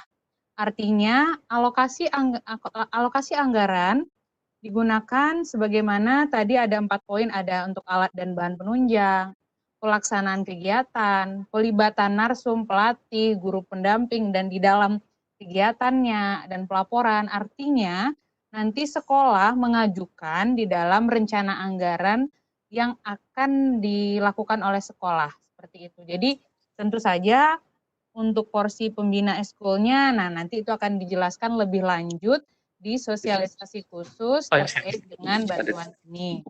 Lalu ada juga pertanyaan dari YouTube tadi dari Pak Rahmadi. Sekolah punya ekstrakurikuler karate, bahkan menjadi pusat kegiatan yang diikuti oleh SMA dan SMP di sekitar sekolah. Bolehkah mengajukan? Untuk pengajuan usulan seperti yang disampaikan oleh Pak Haryono, dipersilahkan dibuka seluas-luasnya kepada sekolah untuk mengusulkan. Artinya kami akan berpatokan kepada kriteria atau syarat yang diajukan memenuhi atau tidak. Ketika kita mau semuanya memenuhi, berarti kami akan melihat skala prioritas manakah yang prestasinya, manakah ekskul atau intrakulnya yang lebih berkembang. Silakan Bapak Ibu nanti menceritakan profil ekskul dan intrakurikuler yang ada di sekolah di dalam usulan nanti yang akan diunggah di Takola. Demikian. Kalau terkait dengan tadi ada sempat pertanyaan ya Mas Agus tentang apakah dana pembentukan ekstrakurikuler baru dan pembelian alat bisa menggunakan dana bantuan yang diajukan nanti gitu. Kalau ini terkait ini kita akan melihat dulu Bapak Ibu ekstrakurikuler apa yang diajukan dan alat apa yang akan dibelanjakan. Ketika itu kaitannya dengan menunjang bakat dan minat peserta didik, contohnya betul. Mungkin nanti akan ada ekskul di SMP dikembangkan untuk meningkatkan kompetensi kalian. Ya, betul. Nah, untuk itu seperti yang disampaikan oleh Mas Agus bahwa pengembangan ekskul yang baru sebaiknya mendukung kompetensi keahlian yang ada di sekolah. Contohnya ada multimedia, berarti sekolah Bapak Ibu mengembangkan intrakurikuler dan ekstrakurikuler di bidang multimedia, misalkan unjuk prestasi di bidang film misalkan, atau unjuk prestasi di bidang videografis, misalkan seperti itu. Ada juga yang misalnya untuk mendukung di bidang IT, kompetensi kalian di bidang IT, bisa membuka ekstrakurikuler baru yang mendukung ke arah sana. Dan pembelian alat penunjang untuk ekskulnya pun ke arah sana. Mungkin baik. Itu yang bisa saya sampaikan, Mas. Baik, Mbak Tiwi, terima kasih atas penjelasannya. Bapak Ibu, ini akan kami tampilkan link untuk mengunduh paparan atau materi pada hari ini. Ini ada sangat banyak pertanyaan yang masuk via chat dan YouTube Live, namun memang tidak semua pertanyaan bisa kita jawab, sehingga mungkin bagi pertanyaan-pertanyaan yang ada di YouTube Live, kita akan jawab oleh admin, nanti satu persatu coba kita jawab oleh admin. Jadi silakan Bapak Ibu yang pertanyaan belum terjawab bisa menanyakan kembali di YouTube Live. Dan ini kami ada satu pertanyaan yang kami rasa penting untuk dijawab, dan akan jadi pertanyaan terakhir yang akan dijawab. Boleh terhubung ruangan Pak Haryono. Kita akan berhubung bersama Pak Haris. Selamat siang Pak Haris. Oh, selamat siang ya. Pak Haris, izin bertanya Pak, ini ada pertanyaan terakhir mungkin buat closing dari Bu Umi Kalsum. beliau dari SMK 1 Karang Taruna Aceh, Tamiang, Provinsi Aceh, menanyakan apa bedanya Pak program COE saat ini dengan program revitalisasi yang sudah diajukan pada bulan Januari 2020 lalu. Lantas, bagaimana tindak lanjut terhadap bantuan revit yang sudah diajukan? Apakah batal atau mengulang dengan format yang baru? Monggo Pak Haris. Oke, terima kasih. Dengan Bu siapa tadi? Umi Kalsum. Umi Kalsum. Jadi pendaftaran revitalisasi tahun 2020 saya ralat itu nggak ada. Jadi yang kita lakukan itu di 2019. Nah itu pemetaan masih. Jadi itu program pemetaan untuk calon pelaksana revitalisasi tahun 2020-2024. Pertanyaannya, apakah itu masih berlaku atau tidak? Kalau masih berlaku, saya bilang masih berlaku. Hanya perlu kesabaran untuk implementasinya. Ibu nunggu aja. Jadi kalau nanti 2021 itu ada kesempatan, ya kita masukkan untuk rapidnya. Tetapi ini program di tahun 2020 ini adalah lompatan satu level ke atas lagi. Jadi kalau kita lihat dari sisi pelaksanaan atau implementasi, revitalisasi itu sebenarnya adalah program pembangunan secara menyeluruh, penguatan, program pembangunan dan penguatan secara menyeluruh SMK. Nah, revitalisasi itu merupakan langkah awal sebelum kita melanjutkan ke COE. Yang kata lain, COE ini merupakan tindak lanjut atau step berikutnya setelah revitalisasi. Baru kita sampai kepada COE. Makanya ketika program ini kita luncurkan, kita mengubah sedikit mindsetnya. Jadi SMK-SMK yang kita kembangkan menjadi SMK COE adalah SMK yang kuat secara kualitas maupun secara kurikulumnya, SDM-nya, kemudian peralatannya harusnya sudah harus siap, baru kita bisa mengembangkannya menjadi COE. Ini secara teoritis. Bagaimana dengan program COE yang kita kembangkan di tahun 2020?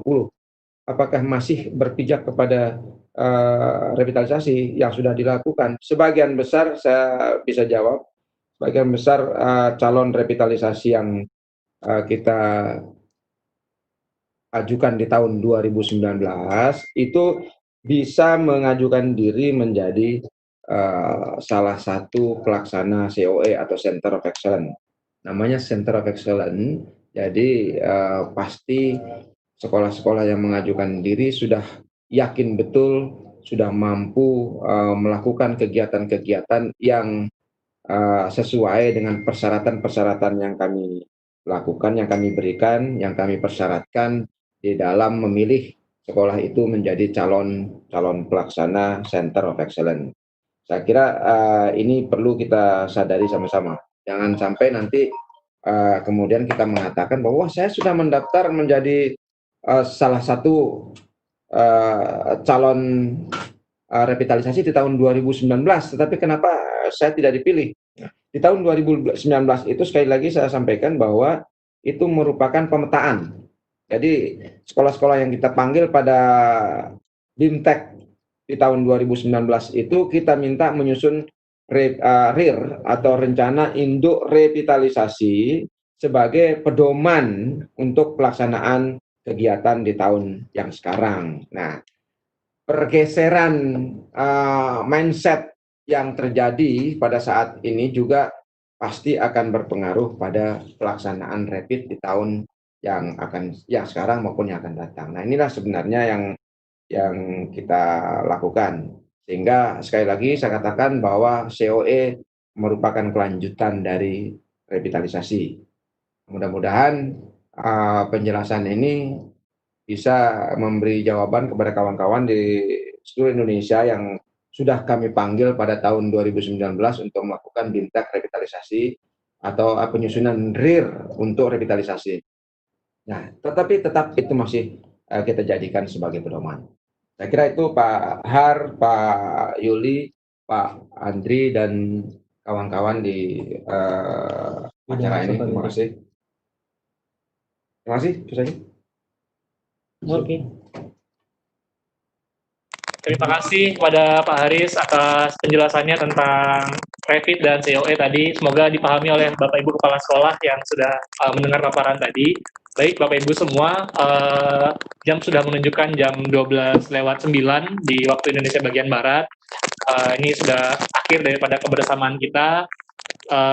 Linknya bisa Bapak Ibu lihat di paparan yang ditampilkan di Ditli paparan sosialisasi bidang pendidik SMK, dan bisa diklik juga di chatroom, akan kami share, nanti bisa langsung diklik, dan bisa juga diklik di channel YouTube Direktorat SMK. Jadi Bapak Ibu, bagi yang masih ingin bertanya dan pertanyaan belum terjawab, bisa chat juga di YouTube dengan channel Direktorat SMK, nanti bisa kami coba admin Direktorat SMK untuk menjawab pertanyaannya satu persatu. Begitu, demikian Bapak Ibu semua. Terima kasih Pak Haryono, Pak Juli, Pak Haris, Bu Erma, Pak Adri, kemudian Bapak Ibu Penjab yang sudah memaparkan, ada Mas Robi juga dari Takola. Ini akhir dari kebersamaan kita. Yang jelas bantuan dari pemerintah sifatnya adalah penguatan bagi sekolah untuk terus berkarya dan meningkatkan kualitas, namun tidak boleh menjadikan bantuan pemerintah sebagai sebuah sandaran atau acuan yang menjadikan alasan untuk tidak mengembangkan SMK hanya karena belum mendapatkan atau tidak mendapatkan bantuan dari pemerintah. Kami percaya bahwa momen-momen pandemi ini jadi momen-momen di mana kita akan terus berinovasi dan berkreasi untuk lebih baik lagi. Terima kasih. Pantun. Oh iya, Pantun. Iya. Saya izin untuk menutup dengan pantun berbahasa Jawa. Wonten perapatan enten gapura. Cakep. Menawi wonten kalapatan nyuwun pangapura. Terima kasih. Wassalamualaikum warahmatullahi wabarakatuh. Kita akan tutup dengan Mars SMK. Bapak Ibu bisa bersama-sama mendengarkan Mars SMK. Terima kasih. Wassalamualaikum warahmatullahi wabarakatuh. Waalaikumsalam.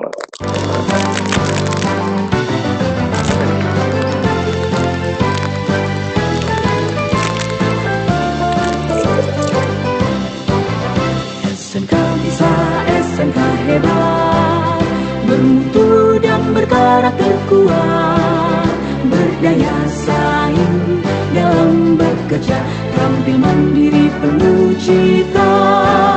Jadilah kita generasi bangsa, potensi yang unggul merata, berwawasan tinggi, berbudi mulia, giat belajar selalu berusaha. SMK bisa raih prestasi, ukir masa depan, menerjang zaman menyongsong pembangunan, siap sedia dan selalu bangga dari SMK untuk Indonesia.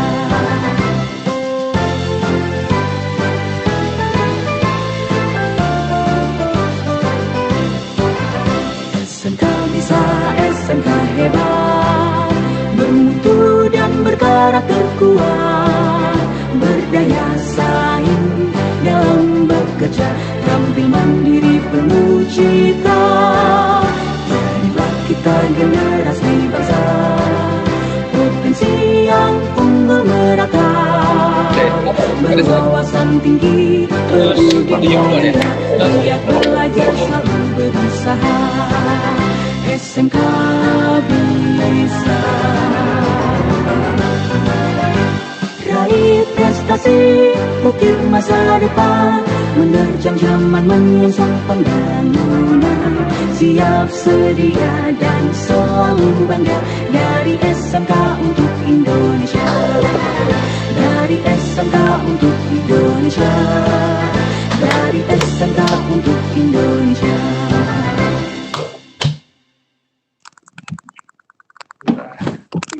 Tapi lagi